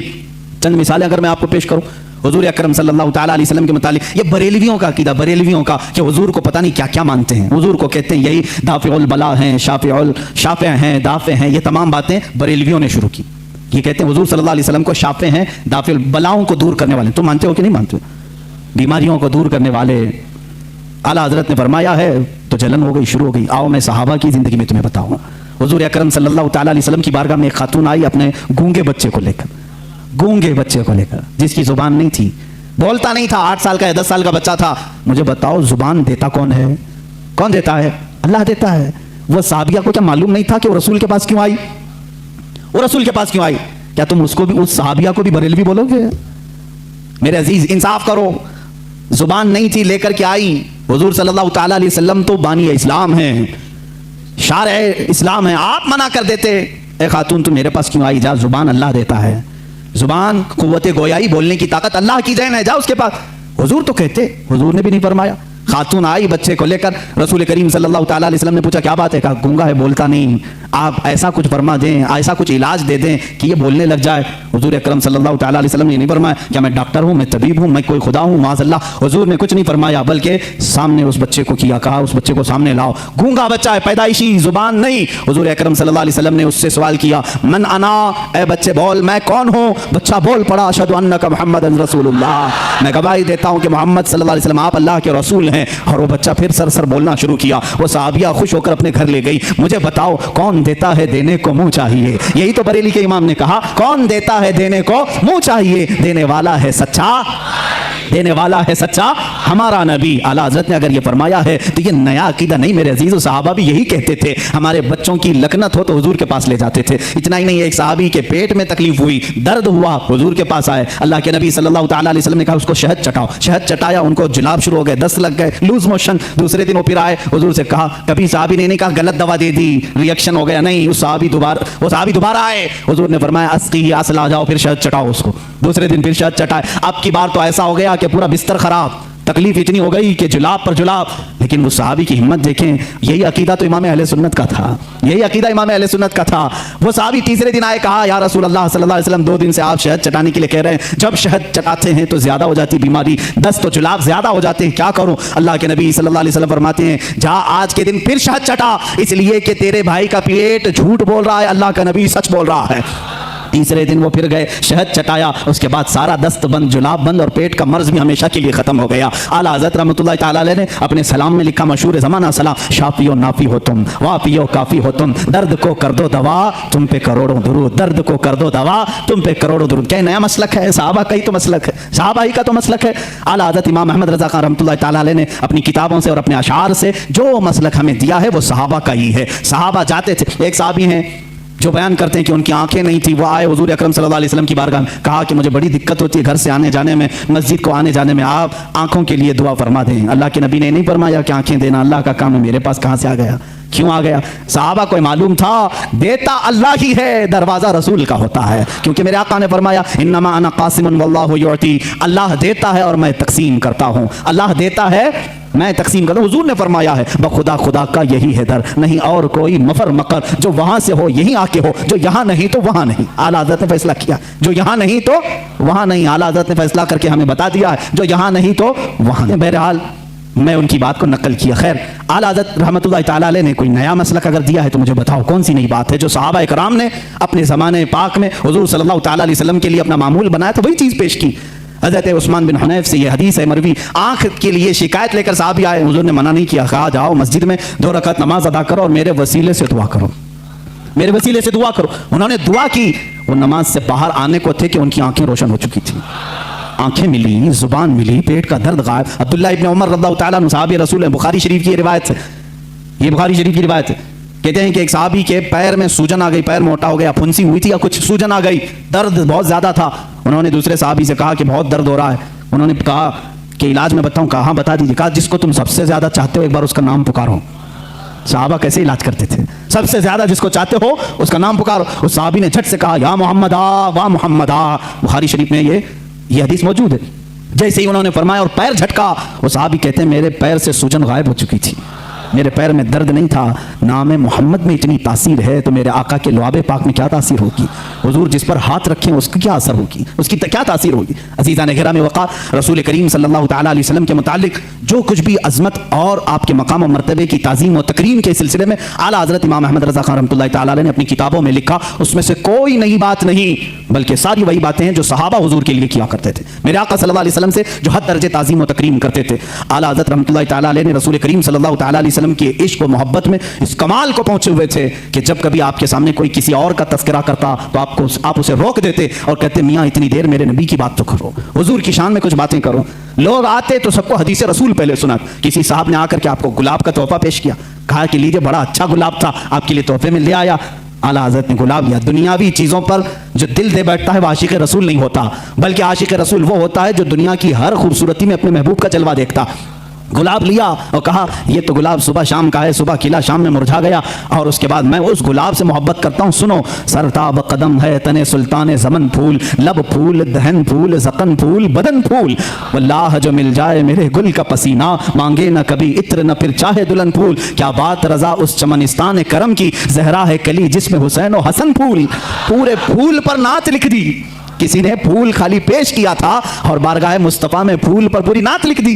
میاں میں تو پھول اس کو تسلیم کرتا ہوں جو جب سے کھلا ہے کبھی نہیں مرجھاتا, بلکہ اس کے سائے میں جو آ جاتا ہے وہ بھی کھلا کا کھلا رہتا ہے. یہ اعلیٰ حضرت امام اہل سنت فاضل بریلوی رحمۃ اللہ تعالیٰ علیہ کے عشق رسالت کا معاملہ تھا, اور ان کے نعتیہ دیوان ہدایت بخشش کو آپ کبھی پڑھ کر کے دیکھ لو. آج بھی حالات ایسے میرے عزیزوں, بہت سارے اشعار لوگوں کو سمجھ میں نہیں آتے لیکن جھومنے لگتے ہیں. وہ امام الکلام ہے اور کلام الامام ہے, ان کے ہر نعت کو یہ مقام حاصل ہے. سرکار دو عالم صلی اللہ تعالیٰ علیہ وسلم کی بارگاہ میں جب ڈوب کر کے مدح سرائی کرتے, آپ کے نعت کے متعلق ہی ایک بات میں پڑھ رہا تھا. آپ کے چھوٹے بھائی مولانا حسن رضا خان رحمۃ اللہ علیہ, وہ بھی بڑے عالم دین ہیں, وہ بھی بڑے شاعر تھے. اور داغ دہلوی, دلی کے بڑے شاعر کا نام میں کہہ رہا ہوں, مرزا غالب اقبال کے ٹکے, داغ دہلوی, وہ استاد تھے علامہ حسن رضا بریلوی کے. علامہ حسن رضا بریلوی جب کوئی نعت لکھتے, کوئی اشعار لکھتے تو چیک کرانے کے لیے داغ دہلوی کے پاس بھیجتے تھے. داغ دہلوی کے پاس بھیجتے.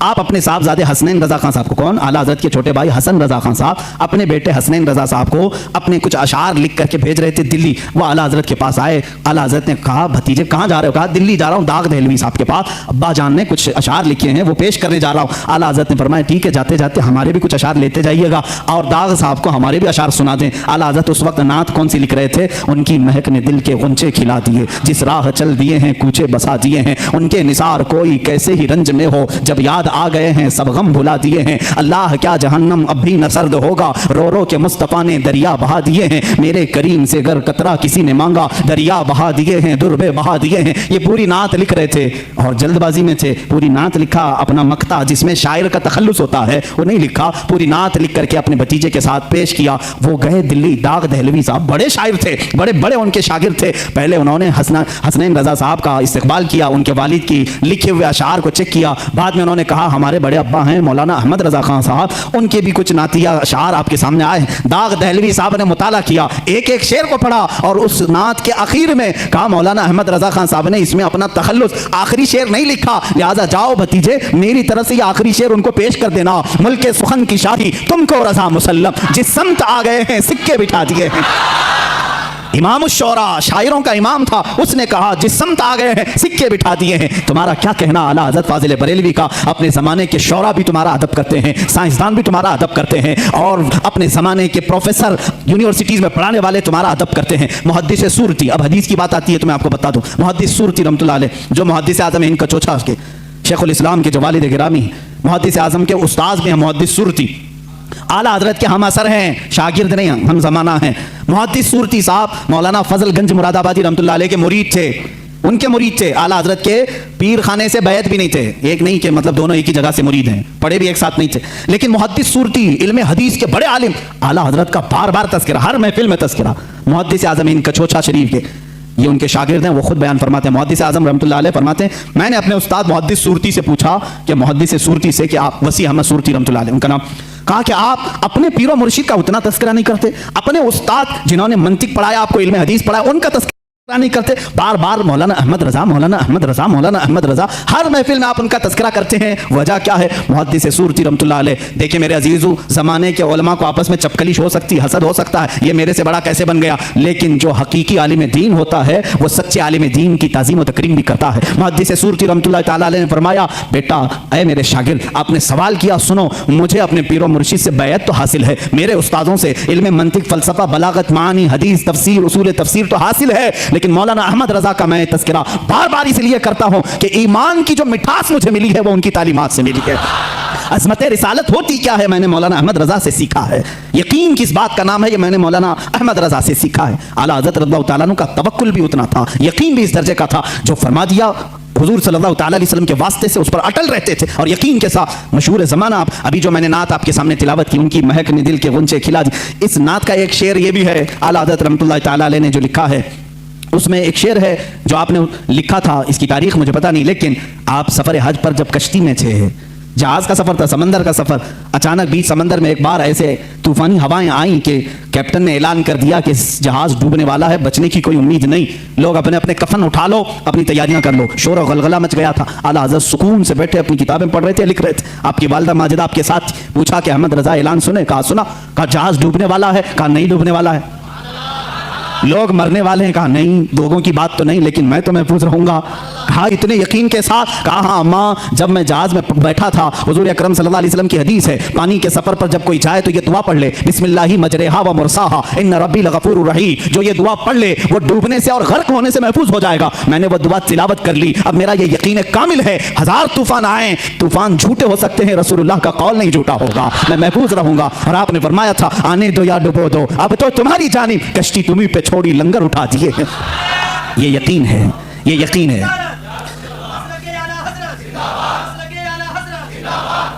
عزیزان گرامی، یہ توکل ہے فاضل بریلوی رحمۃ اللہ تعالیٰ علیہ کی ذات سے.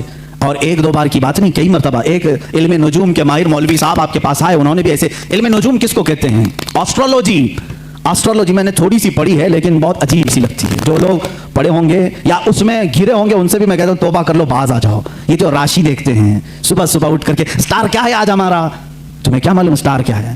یہ جوتش تمہیں بیوقوف بناتے ہیں، یہ من گھڑت قصے تمہیں سناتے ہیں.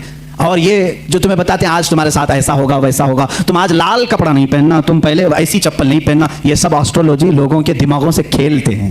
یہ کیا ہے؟ یہ علم کیا ہے؟ اس کی ایک ہی ڈیفینیشن مجھے معلوم ہے، اٹکل پچھو کا نام ہے. تیر مارنا ہے، لگ گیا تو ٹھیک ہے، نہیں تو کیا جاتا ہے، انویسٹمنٹ کچھ بھی نہیں، لگا دینا ہے. ایسے جو بابا ہیں بہت سارے ایسٹرولوجی. اور حیرت ہوتی ہے نہیں، آپ بھی کتنی بیوقوفی کرتے ہیں. سڑک چھاپ نجومی کے پاس ہاتھ دکھا رہے ہیں، لکیریں دیکھ کر بتا میرا بھوشیہ کیسا ہوگا. اے نادان، پہلے اس کا تو دیکھ، وہ کہاں بیٹھا ہے، جس کے پاس تو دکھانے جا رہا ہے وہ کہاں بیٹھا ہے. حیرت کی بات ہے، ہاتھ دکھانے جا رہے اس کے پاس جو خود پٹیچر ہے، اور وہ بھی بولتا ہے اور طوطے سے بلواتا ہے چٹھی نکال کر. یہ کیا خرافات ہے. کم سے کم میں سمجھتا ہوں قرآن پر یقین رکھنے والا کسی جوتیش کے پاس نہیں جائے گا، کیونکہ میرے آقا صلی اللہ علیہ وسلم نے فرمایا من اتی بکاہن فقد کفر بما انزل علی محمد صلی اللہ علیہ وسلم. جو کسی جوتیش کاہن کے پاس گیا اس نے محمد صلی اللہ علیہ وسلم کا انکار کر دیا. ہمیں سے کون ہے جو اس طرح کی جرات کرے گا، جسارت کرے گا؟ ہمیں اللہ کی ذات پر یقین ہے، جو کچھ بھی ہوگا مرضی مولا سے ہوگا، اللہ کی مرضی سے ہوگا. اور جوتیشوں سے کچھ ہونا ہی ہوتا تو یہ بہت کچھ ہو جاتے ہیں، یہ بہت کچھ ہو جاتے ہیں. اور یہاں پر میں اصلاح کر دوں، یہ نجومی، آسٹرولوجی، آرکیالوجی، زمین کے معاملات جاننے کا وہ انجن ہے ہمارے پاس، بھنجن ہے، فلاں فلاں چیزیں ہیں. منجن ہے کیا ہے؟ جس کو دیکھ کر کے زمین میں خزانہ کہاں ہے ہم بتا دیں گے. کچھ لوگ پاگل ہو جاتے ہیں، کسی کو آ کر کے کوئی جوتیش کہتے تمہارے گھر میں بہت پرانا خزانہ ہے، اس پر 4 جنات ہیں، میں ہٹا دوں گا، نکال لوں گا. ایسے بہت سارے، اور ان کی باتوں پر بیوقوف ہوتے ہیں. ہم نے ایسے بھی دیکھے جو راتوں میں بیٹھ کر قلم کاپی لے کر کے حساب کر رہے ہیں، ایک گھڑے میں کتنا سونا ہوگا، اتنا سونا ہے تو میں 2 بلڈنگیں یہاں بناؤں گا، 2 بلڈنگیں یہاں، مارکیٹ میں 1 دکان. تم رات بھر شیخ چلی کی طرح بھی سے حساب میں لگ گئے. وہ آسٹرولوجی ہو یا آرکیالوجی ہو، جو نجومی ہو، جوتیش ہو، تم کو بتا دیا.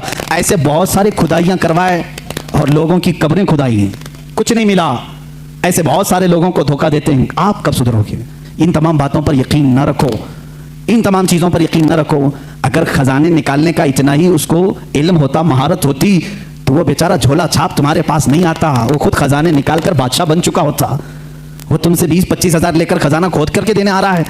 بیوقوفی نہیں ہے. خیر، نجومی جو ہوتے ہیں بیوقوف بناتے ہیں، اور ستاروں کا علم اس کو کہتے ہیں. سٹارز کو دیکھ کر کے کچھ چیزیں معلوم کی جاتی تھیں، وہ ایک علم ہے. پہلے زمانے میں بھی رہا ہے، کبھی کبھار لگ جاتا ہے تیر.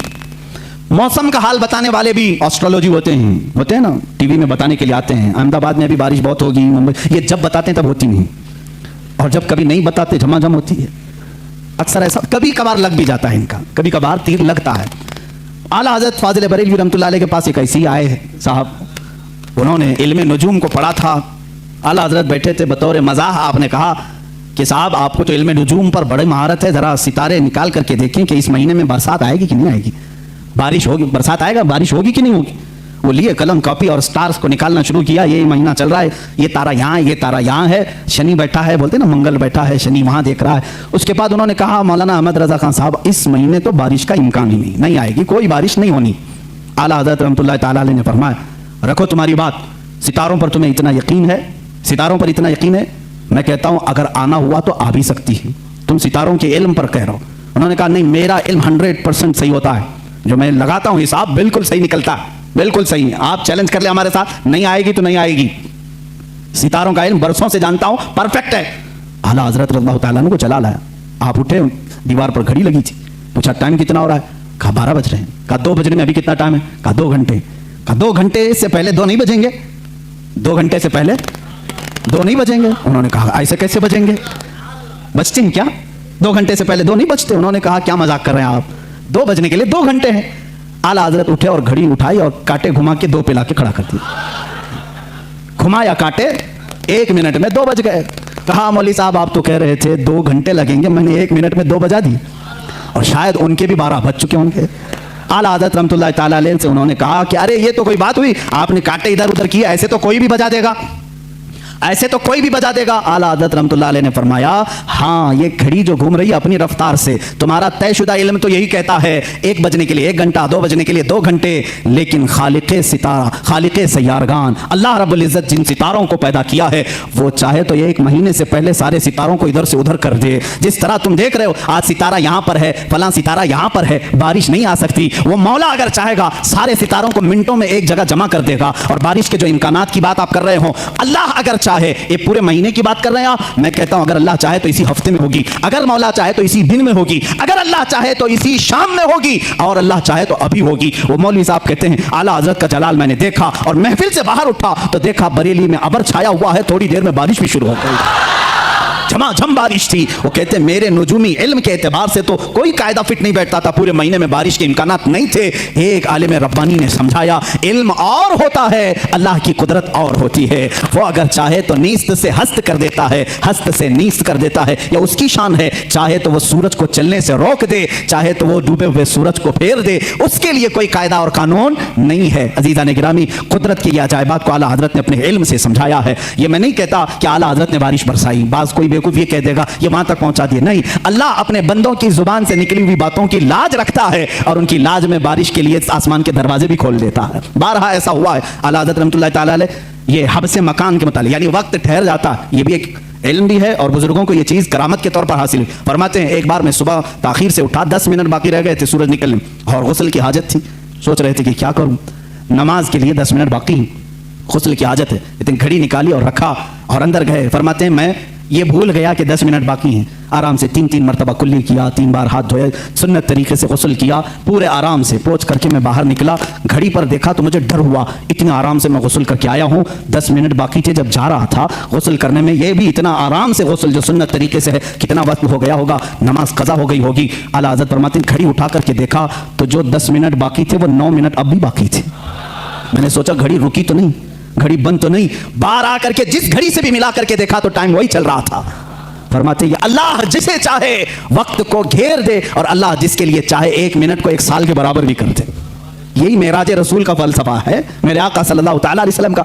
ये बिस्तर भी रहा गर्म, जंजीर भी हिलती रही, तारश गए फिर आए मोहम्मद सल्लल्लाहु अलैहि वसल्लम। वक्त को अल्लाह चाहे तो घेर लेता है, रोक लेता है। अज़ीज़ान गिरामी वक़ार, आला हज़रत रहमतुल्लाहि तआला अलैह के इल्म और उनके अमल और उनके तक़वे और उनकी बहुत सारी चीज़ों को मैंने अर्ज़ किया, और बतौर बरकत चंद करामात मैं आपके सामने रखता हूँ। अल्लाह ताला ने अपने औलिया को नबियों का परतव बनाकर इस उम्मत में भेजा है, नबियों का परतव बना करके भेजा है। यकीनन वो किसी न किसी नबी का अक्स होते हैं, उनकी मौजज़ात थे और औलिया के करामात होते हैं। एक बार आला हज़रत रहमतुल्लाहि तआला अलैह के साथ ऐसा मामला पेश आया कि कई करामात हैं बहुत सारे। जैसे एक साहब हैं लाहौर के रहने वाले, खुद फरमाते हैं 1920 में उनकी पैदाइश हुई, जिस साथ 1 साल था आला हज़रत की ज़िंदगी का। 1921 में आला हज़रत की वफ़ात हुई। वो 1 साल के बच्चे थे, निमोनिया हो गया था, फेफड़े रुक चुके थे, सांस बंद हो गई थी, और माँ बाप सारे लोगों ने देखा और एक कपड़े में बांध करके उनको पलंग पर रख दिया। घर में रोना धोना शुरू हो गया, बच्चे का इंतकाल हो गया था। 1 साल का बच्चा, सांस रुक गई, बंद हो गई, निमोनिया की शिद्दत से वो हमला आवर हुई बीमारी। आला हज़रत रहमतुल्लाहि तआला अलैह के वो पड़ोस थे, उनके रिश्तेदार। जब आला हज़रत को ये बात कही गई तो आपको भी गम हुआ, छोटा बच्चा था, अभी पैदा हुआ। आला हज़रत रहमतुल्लाहि तआला अलैह ने कुछ नक्श लिखे और कहा कि इसकी धुनी दें और उस बच्चे की नाक में सुंघाएं। कहते हैं वो लेकर के आए, वो बड़े मोतक़िद थे, घर आए, उसकी धुनी देने लगे, और उधर गुस्ल और जनाजे की तैयारियां भी चल रही थी, लोग रो भी रहे थे, गुस्ल और जनाजे की तैयारी। ये जब धुनी दी गई तो उसी लिपटे हुए कपड़े में बच्चा जो है चीखने चिल्लाने लगा, और फिर से उसकी जान में जान आई, जिस्म में जान आ गई। उन्होंने खुद अपनी ये बात बयान की, आला हज़रत रहमतुल्लाहि तआला अलैह की ये करामत थी कि अल्लाह ने मुझे एक और ज़िंदगी अता फरमाई, जिसकी सांसें रुक चुकी थी। होता है इस तरह के बहुत सारे मामला किताबों में मौजूद हैं, तहरीर हैं। लेकिन एक बड़ी बात मुझे ये लगी कि 2 अंग्रेज़ आए और उन्होंने कहा कि आप ये कहते हैं कि मोहम्मद सल्लल्लाहु अलैहि वसल्लम सबसे अफजल नबी हैं, और आप ये कहते हैं कि उनकी उम्मत के उलमा बनी इसराइल के नबियों के नायब हैं, वारिस हैं। उलमा व उम्मती, हुजूर सल्लल्लाहु तआला अलैहि वसल्लम ने फरमाया बनी इसराइल के नबियों की तरह हैं मेरी उम्मत के उलमा। तो आला हज़रत से उन्होंने सवाल किया, बनी इसराइल के नबियों की तरह आपके उलमा? ईसा अलैहिस्सलाम और कई अंबिया ऐसे हैं जो परिंदों की बोलियां जानते थे, क्या आप भी जानते हैं? इस उम्मत का कोई आलिम है? मुझे बताएं। अगर उम्मत मुस्तफ़ा के उलमा वारिसीन अंबिया हैं तो वैसी कोई चीज़ आपके उम्मत में कोई आलिम जानता है? आला हज़रत से उन्होंने सवाल किया। उस वक्त दूर दरख्त पर 2 चिड़िया बैठी हुई थी, 2 चिड़िया बैठी हुई थी, वो तोते थे या कबूतर थे। आला हज़रत रहमतुल्लाहि तआला अलैह ने फरमाया आपने सवाल कर दिया है, अल्लाह तबारक व तआला उम्मत मुस्तफ़ा का भरम रखेगा। मैं बताता हूँ वो दरख्त पर दोनों चिड़िया क्या बात कर रही हैं, वो दोनों क्या बात कर रही, मैं बताता हूँ। आगे जो बैठी वो कह रही है सूरज डूबने वाला है, अंधेरा हो रहा है, जल्दी चल। दूसरी कह रही है नहीं, कल तुम्हें मालूम है मैं एक गड्ढे में गिर गई थी, मेरे पाँव में कांटा चुभा हुआ है, कांटे की चुभन का दर्द ऐसा है कि मैं तेज नहीं उड़ सकती, तू थोड़ा आहिस्ता उड़, मैं तेज उड़ूंगी, दोनों बराबर होकर के चलेंगे। आला हज़रत फरमाते हैं वो दोनों ये बातें कर रही हैं। मियाँ ऐसे कोई भी बोल सकता है, कोई भी बात कर रही थी। वो अंग्रेज थे, उसने कहा कि आपको ये चीज़ें मालूम है? कहा हाँ मालूम है, वो जो बात कर रही हैं। कैसे पता चलेगा? जाओ तुमको जैसे देखना है मालूम कर लो। उसके पास राइफल थी, उस जमाने में जो भी बंदूक थी, उठाया उसने, सीधे बंदूक से गोली लगाई, चिड़ियों को जाकर के लगी। बंदूक मारी या तीर मारा, जो भी मारा, चिड़िया जमीन पर आकर गिर गई। जा करके उठा करके देखा, पीछे वाली चिड़िया के पैर में कांटा चुभा हुआ था और पैर सूजन में था। उसी वक्त वो अंग्रेज मुसलमान हो गए। मुझे बताओ, जब उसे ये बात मालूम हो गई कि दरख्त पर बैठी हुई चिड़िया के पैर में कांटा चुभा हुआ है और पैर सूजन में है, तो जब ये वो जानते हैं तो जाहिर सी बात है वो क्या कह रही थी ये भी जानते होंगे। ये अल्लाह के वलियों की शान है।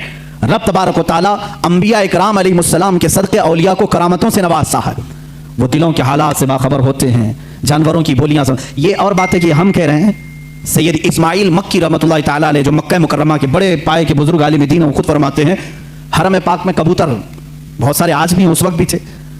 एक दीवार थी वहां पर, मकतबा जो मस्जिद हरम का है, उस पर कबूतर बैठते थे। जो वहां आकर के नीचे बैठता उस पर कचरे गिराते थे। जो भी बैठता था कचरे गिराते रहते थे। जितनी देर बैठता था वो कुछ ना कुछ उस पर गिराते रहते थे। आला हज़रत रहमतुल्लाहि तआला अलैह खुद ये वाक़या बयान करते हैं, जब मैं हरम पाक हाजिर हुआ तो बुखार मुझे आ गया। तो बुखार बहुत ज़्यादा हुआ तो अल्लामा सैयद इस्माइल मक्की रहमतुल्लाहि तआला अलैह, जो बड़ी ताज़ीम करते थे, आला हज़रत को चारपाई बिछाकर उसी दीवार के पास लगा दिया जहाँ वो कबूतर बैठते थे कमरे के अंदर। वहाँ कोई जल्दी बैठते नहीं थे, जो बैठे उस पर कचरा गिरे। आला हज़रत की चारपाई वहाँ लगा दी, इसलिए कि कमरे में कुशादगी वहाँ रखने से ही हो सकती थी, लोगों को मिलने के लिए आसानी थी, लोग आते गए। आला हज़रत फरमाते हैं वो दोनों कबूतर वहाँ से उठे और सामने की तरफ गए। दूसरी तरफ जो लोग बैठे थे उन पर गिराते रहे। 3 दिन आला हज़रत सोए रहे, वो कबूतर कभी उस दीवार पर आई नहीं। ये बात मौलाना अल्लामा सैयद इस्माइल मक्की रहमतुल्लाह अलैह, मक्का के बड़े आलिम दीन, उन्होंने मुस्कुरा करके कहा, अहमद रजा, आपका तो हरम के कबूतर भी अदब कर रहे हैं। हमने इन कबूतरों को देखा, बहुत सारे लोगों पर कचरे गिराए, जब से आप यहाँ सोए ये कबूतर यहाँ आए हुए हैं। फिर जब चारपाई उठाई गई तो कबूतर फिर वहाँ आए। आला हज़रत ने इसको अपनी करामत के तौर पर नहीं कहा, बल्कि कहते हैं हमने इनके खालिक से सुलह कर ली तो अल्लाह ने सारी मखलूक को हमारे साथ सुलह करा दिया। जो अल्लाह से सुलह कर लेता है, जो अल्लाह का हो जाता है, अल्लाह की कायनात उसकी हो जाती है। इमाम अहले सुन्नत फाजिल बरेलवी रहमतुल्लाह ताला अलैह एक मरतबा निकले, ट्रेन का सफ़र था रास्ते में, और उनके साथ आपके एक मुरीद भी थे। ट्रेन चलाने वाला और झंडा लहराने वाला, जो सिग्नलर होता है, सिग्नल देने वाला, ये 2 मेन होते हैं। उसमें 2 मेन होते हैं। आला हज़रत जब स्टेशन पर पहुंचे तो झंडा लहराने वाला और ट्रेन चलाने वाला जो ड्राइवर है, ये दोनों आला हज़रत रहमतुल्लाह ताला अलैह के पास आए, सलाम किया, मुसाफा किया और आगे चलने लगे। उनके मुरीद फरमाते हैं आला हज़रत अपने घर से जब निकल रहे थे तो ये दुआ कर रहे थे कि ऐ अल्लाह, मैं जिस सवारी पर बैठा हूँ उस सवारी को चलाने वाला और उसको हिदायत देने वाला दोनों इस्लाम पर हों। आला हज़रत दुआ करके निकले घर से, ऐ अल्लाह, जो तेरे रसूल को रसूल मानता है, तेरी वहदानियत का इकरार करता है, उसको मेरी सवारी का कायद बना, ड्राइवर बना, और उसको बना झंडा दिखाने वाला, इशारा करने वाला, जो तेरे हबीब की अजमत का कायल हो। उनके मुरीद कहते हैं जब स्टेशन पर पहुंचा तो देखा वो झंडा लहराने वाला वो भी मुसलमान था, गाड़ी का ड्राइवर भी मुसलमान था। आला हज़रत के दोनों चाहने वाले थे। अल्लाह ताला अपने वलियों के लिए कुरान में ये फरमाता है, लहुम मा यशाऊन फीहा व लदैना मज़ीद, वो जो चाह लेते हैं अल्लाह उनके लिए वो पूरी कर देता है, वो बात पूरी कर देता है। अज़ीज़ान गिरामी वक़ार, आला हज़रत फाज़िल बरेलवी रहमतुल्लाहि ताला अलैह के उलूम बहरे बेकरां है। एक जबल है, एक पहाड़ है जिसकी खुदाई करते करते ज़माना हो जाएगा। वो समंदर है जिसको नापते नापते ज़िंदगियाँ ख़त्म हो जाएंगी। उनके दीवान हदायत बख्शिश की चंद बातें मैं मोहब्बत रसूल में ये पढ़ करके आपके सामने अपनी गुफ्तगू को समेटना चाहूँगा, इसलिए कि आपके अशार बारगाह रसूल में मकबूल हैं, रसूल करीम सल्लल्लाहु तआला अलैहि वसल्लम के दरबार में कबूलियत पा चुके हैं। इसलिए कि हमने ये भी पढ़ा, आला हज़रत रहमतुल्लाहि तआला अलैह जब दूसरी मरतबा सफ़र हज पर थे, एक नात लिखी, करीम सल्लल्लाहु तआला अलैहि वसल्लम के दरबार में कबूलियत पा चुके हैं। इसलिए कि हमने ये भी पढ़ा, आला हज़रत रहमतुल्लाहि तआला अलैह जब दूसरी मरतबा सफ़र हज पर थे, एक नात लिखी, वो सोए लालजार फिरते हैं, तेरे दिन ए बहार फिरते हैं। ये पूरी नात है, आला हज़रत रहमतुल्लाहि तआला अलैह ने रोज़े रसूल पर जाकर के लिखी। देखें एक बात, पहला जो आप हज किए थे, उस हज के बाद दूसरा जब हज किया आपने, पहले मदीने हाजिर हुए, फिर उसके बाद हज के लिए गए। उसी में ये लिखते हैं आला हज़रत, उनके तुफैल हज भी खुदा ने करा दिए हैं। एक आशिक की जुबान क्या होना चाहिए, देखें, उनके तुफैल हज भी खुदा ने करा दिए, असले मुराद हाजिरी उस पाक दर की है। हम तो निकले थे बारगाह रसूल की हाजिरी के लिए, मौला ने नबी की बरकत से मेरा हज भी करा दिया। और आज के ज़माने में ये कहते हैं हज कर लो, मदीने जाने की ज़रूरत नहीं। आज भी नजदी उलमा फतवा भी देते हैं मदीना जाना ज़रूरी नहीं। और आला हज़रत कहते हैं उनके तुफैल हज भी खुदा ने करा दी, हमारा हज भी हुआ है उनके तुफैल।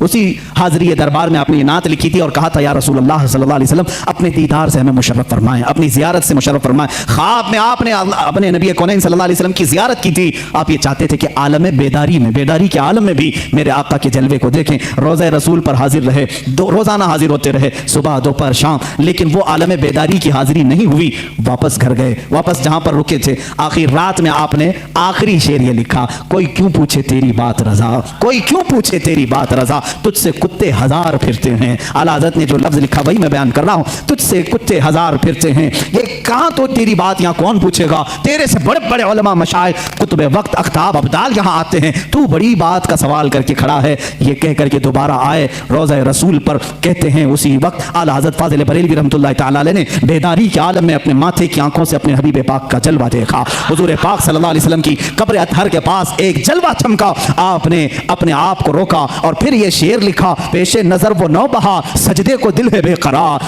पेशे नजर वो नौ बहा सजदे को दिल है बेकरार, रोकिए सर को रोकिए, हाँ यही इम्तिहान है।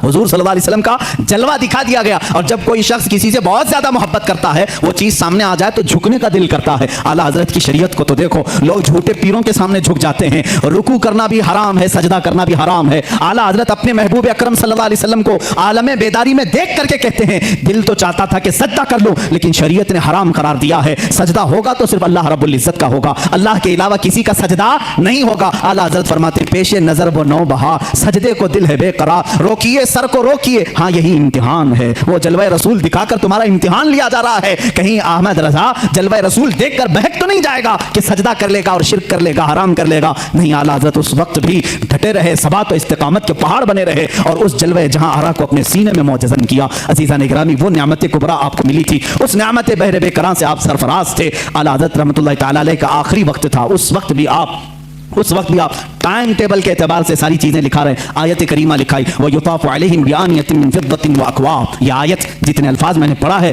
इसके अगर हुरूफ अबजद आप निकालेंगे, अदद निकालेंगे, 1340 बनते हैं। अपने भतीजे को निकाल करके दिया कि ये मेरी वफात के साल की आयत है, ये मेरी मौत के साल की आयत। 4 महीने पहले आला हज़रत रहमतुल्लाह अलैह ने यह आयत लिखाई। आदाद के एतबार से जब जोड़ा जाए 1340 हिजरी, उसी साल आला हज़रत का इंतकाल हुआ।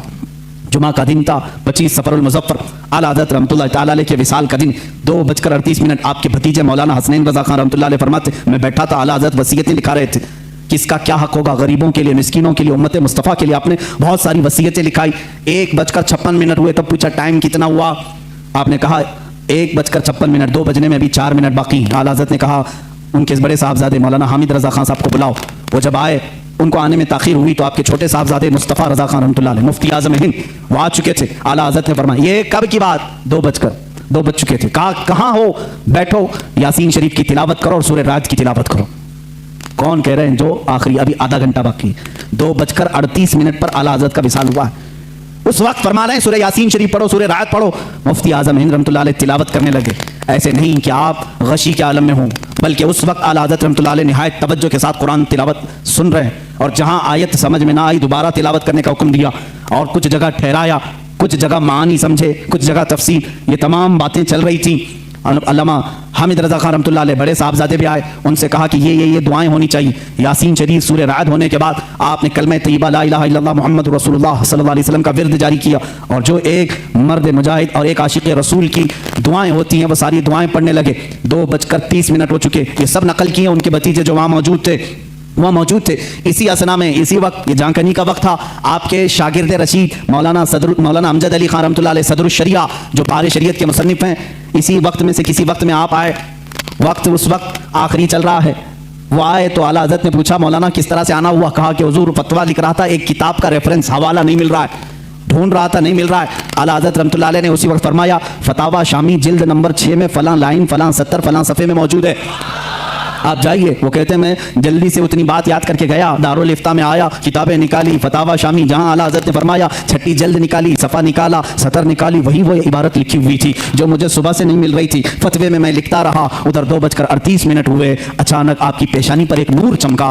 उस वक्त डॉक्टर्स भी आए हुए, कुछ तबीब आए, वो बात कर रहे थे। आला हज़रत रहमतुल्लाह अलैह ने उनका जवाब नहीं दिया। मुफ्ती आज़म हिंद हुज्जतुल इस्लाम रहमतुल्लाह तआला अलैहिमा दोनों ने कहा कि ये अब अपने रफ़ीक़ आला से जा मिले। इतनी सुकून के साथ, इतने आराम के साथ। लोग کہتے ہیں کہ موت کی شدت، موت کا درد بہت زیادہ ہوتا ہے، لیکن جو جلوہ رسول دیکھنے میں مصروف ہوتا ہے اس کو جانے کا احساس بھی نہیں ہوتا وہ کب دنیا سے گیا۔ اسی لیے میرے عزیزو، اعلیٰ حضرت رحمۃ اللہ تعالی علیہ جنہوں نے عشق رسالت میں اپنی زندگی تمام کی، پہنچے وہیں پر جہاں حضور اکرم صلی اللہ علیہ وسلم کی خدمت کی تھی۔ اس لیے کہ میں اسی دن کی بات کر رہا ہوں، 25 صفر المظفر، 25 صفر، آج کا جو دن گزرا، 25 صفر جمعہ کا دن ہے۔ ملک شام کے ایک بزرگ ہیں، وہ فرماتے ہیں دوپہر کا وقت تھا، میں سویا ہوا تھا جمعہ کے بعد، اور میں قیلولہ کرتا تھا دوپہر کے بعد۔ میں نے خواب میں رسول کریم صلی اللہ علیہ وسلم کی زیارت کی، میرے آقا صلی اللہ تعالی علیہ وسلم کو میں نے دیکھا اپنے روضہ اطہر کے باہر صحابہ کے ساتھ جھرمٹ میں کھڑے ہیں اور کسی کا انتظار فرما رہے ہیں۔ یہ شام کے رہنے والے بزرگ فرماتے ہیں میں نے آقا انعامدار صلی اللہ علیہ وسلم کی بارگاہ میں دست برسا عرض کیا، آقا کسی کا انتظار ہو رہا ہے؟ آقا کونین صلی اللہ علیہ وسلم نے فرمایا ہاں، میرا ایک عاشق احمد رضا ہندوستان سے آ رہا ہے، ہم اس کے انتظار میں ہیں۔ اللہ اللہ، وہ شامی بزرگ کہتے ہیں میں نے پہلی مرتبہ یہ نام سنا، کہاں سے؟ بارگاہ رسالت معاب سے سنا۔ وہ جانتے نہیں تھے اعلیٰ حضرت کو، کہا میں نے تاریخ نوٹ کر لی، ٹائم نوٹ کر لیا، اور ملک شام سے سفر کر کے ہندوستان آئے۔ ان کو یہ بھی معلوم نہیں تھا کہ کہاں رہتے ہیں۔ وہ دلی پہنچے، اور دلی پہنچے ایسے صاحب کے پاس جو اعلیٰ حضرت کے دشمن تھے، انہی کے پاس گئے، اور جا کر کے انہوں نے اپنی، وہ ظاہر سی بات ہے عرب کے تھے، شامی بزرگ تھے، جن سے ان کی ملاقات ہوئی ان کے پاس پہلے ہی انہوں نے ذکر کیا ہندوستان میں احمد رضا خان نام کے کوئی مولانا ہیں، کوئی بڑے عاشق رسول ہیں۔ انہوں نے منہ بسورا اور کہا ہاں یہاں سے تھوڑی دور بریلی میں ہے ایک مولانا رہتے تھے، ہم نے بھی سنا ہے۔ انہوں نے اتنا پتہ بتایا، وہ ان کو چھوڑ کر نکلا ہے، بریلی پہنچے۔ 8 دن کے بعد بریلی جب آئے، لوگوں سے پوچھا فلاں فلاں عالم کہاں رہتے ہیں، لوگوں نے محلہ سوداگران کا پتہ بتایا۔ جب یہاں پہنچے تو خاندان کے لوگوں سے ملاقات کے بعد پتہ چلا 8 دن پہلے ہی اعلیٰ حضرت کا وصال ہو چکا ہے۔ ان کو بڑا غم ہوا، بڑا قلق ہوا۔ وہ کہتے ہیں میں نے تاریخ ملا کر کے دیکھی، میں نے کس دن خواب دیکھا تھا، کون سا ٹائم تھا، تو فرماتے ہیں میری عقل حیرت میں رہ گئی، یہ وہی ٹائم تھا، وہی دن تھا جس دن بریلی کے تاجدار کی وفات ہو رہی تھی، جس دن یہاں ان کا وصال ہو رہا تھا۔ اسی لیے میرے عزیزو، شاعر نے کہا ہے جہاں میں اہل ایمان مثل خورشید جیتے ہیں، ادھر ڈوبے ادھر نکلے، ادھر ڈوبے ادھر نکلے۔ یہ ایک خورشید علم بریلی میں اگر ڈوبتا ہے تو مدینے میں چمکتا ہے، مدینے میں اگر ڈوبتا ہے تو بریلی میں چمکتا ہے۔ اہل علم کی یہ مثال ہے۔ اعلیٰ حضرت رحمۃ اللہ تعالیٰ علیہ کا بڑا احسان ہے، کتابوں سے، ان کے قلم سے، ان کی زبان سے، ان کے تقوی و طہارت سے پوری زندگی بھر کبھی آپ نے نماز قضا نہیں کی۔ مسلک اعلیٰ حضرت یہ بھی ہے میرے عزیزو، نمازوں کی پابندی کرو۔ بہت سارے لوگ صرف شدت پسندی کو سمجھتے ہیں مسلک اعلیٰ حضرت۔ کس بات کی شدت کرتے ہو آپ، کس بات کی؟ کسی کو کافر کہنے میں؟ یاد رکھو اعلیٰ حضرت رحمۃ اللہ تعالیٰ علیہ نے پورے امت اسلامیہ کی تکفیر کبھی نہیں کی۔ کافر کافر کافر کہنا اعلیٰ حضرت کی عادت نہیں تھی۔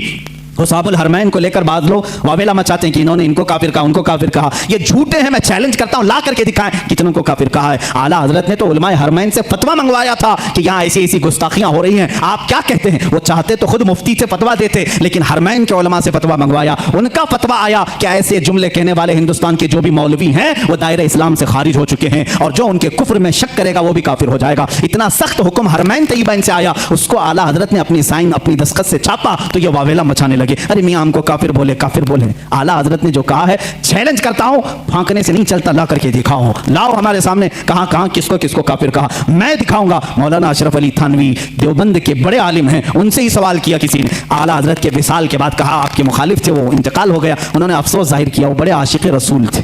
کون کہہ رہے ہیں؟ اشرف علی تھانوی صاحب کہہ رہے ہیں وہ بڑے عاشق رسول تھے، ہیں مجمع میں کہا وہ آپ کو کافر کہتے تھے، آپ کی جماعت کو، تو انہوں نے تکفیر کی، انہوں نے بردستہ کہا۔ مولوی اشرف علی تھانوی صاحب کی یہ بات بھی ہم نے نہیں چھاپی، دیوبند سے چھپی ہوئی ہے، چاہے تو کسی کو میں دکھا سکتا ہوں، یہ چیزیں موجود ہیں۔ انہوں نے لکھا، کہا اپنے مریدوں سے میاں مولانا احمد رضا خان صاحب اگر ہم کو کافر نہیں کہتے تو وہ خود کافر ہو جاتے ہیں۔ عجیب بات ہے، عجیب بات ہے، اقرار بھی ہے پھر اصرار بھی ہے۔ کہہ رہے اگر وہ ہمیں کافر نہ کہتے تو خود کافر ہو جاتے، اس لیے کہ انہوں نے عشق رسالت میں ڈوب کر کے دیکھا کہ یہ رسول کے خلاف تحریریں آئی ہیں، تو ان پر فرض تھا کہ وہ ان تحریروں کے خلاف لکھیں اور ان کا کفر ثابت کرے۔ انہوں نے وہ کام کیا ہے۔ یہ دوغلے لوگ ہوتے ہیں، ادھر بھی بولتے ہیں ادھر بھی بولتے ہیں، جب آپ کو معلوم ہے تو توبہ کر لیتے بیچارے، سارا معاملہ ہی ختم ہو جاتا۔ اور پھر یہ بحث بہت لمبی ہو جائے گی، میں دوسرے دیگر مکاتب فکر کے علماء کی باتیں اگر بتاؤں، دیگر علماء جو اہل حدیث کے علماء ہیں، دیوبند کے علماء ہیں، غیر مقلدین کے علماء ہیں، انہوں نے بھی لکھا ہے کہ اعلیٰ حضرت امام احمد رضا خان رحمۃ اللہ تعالیٰ علیہ کا کوئی ثانی نہیں تھا، علم میں ان کا کوئی ثانی نہیں۔ ہمارے علماء کی بات چھوڑیں، میں دیگر مکاتب فکر کے علماء کی بات کر رہا ہوں، مولانا ابو العلا مودودی، مولانا ابو الحسن ندوی اور دیگر لوگوں کے ساتھ ساتھ شاعر مشرق علامہ اقبال نے بھی کہا ہے، اقبال کا ترانہ بڑے زور و شور سے گاتے ہو، انہوں نے کیا لکھا ہے؟ کہتے ہیں اگر امام اعظم ابو حنیفہ اپنے زمانے میں احمد رضا خان صاحب کو دیکھ لیتے تو اپنے خاص شاگردوں میں رکھ لیتے ہیں، اور کہا کہ اس زمانے کے وہ ثانیہ امام اعظم ابو حنیفہ ہیں، ہم نہیں کہہ رہے، یہ شاعر مشرق علامہ اقبال کہہ رہے ہیں۔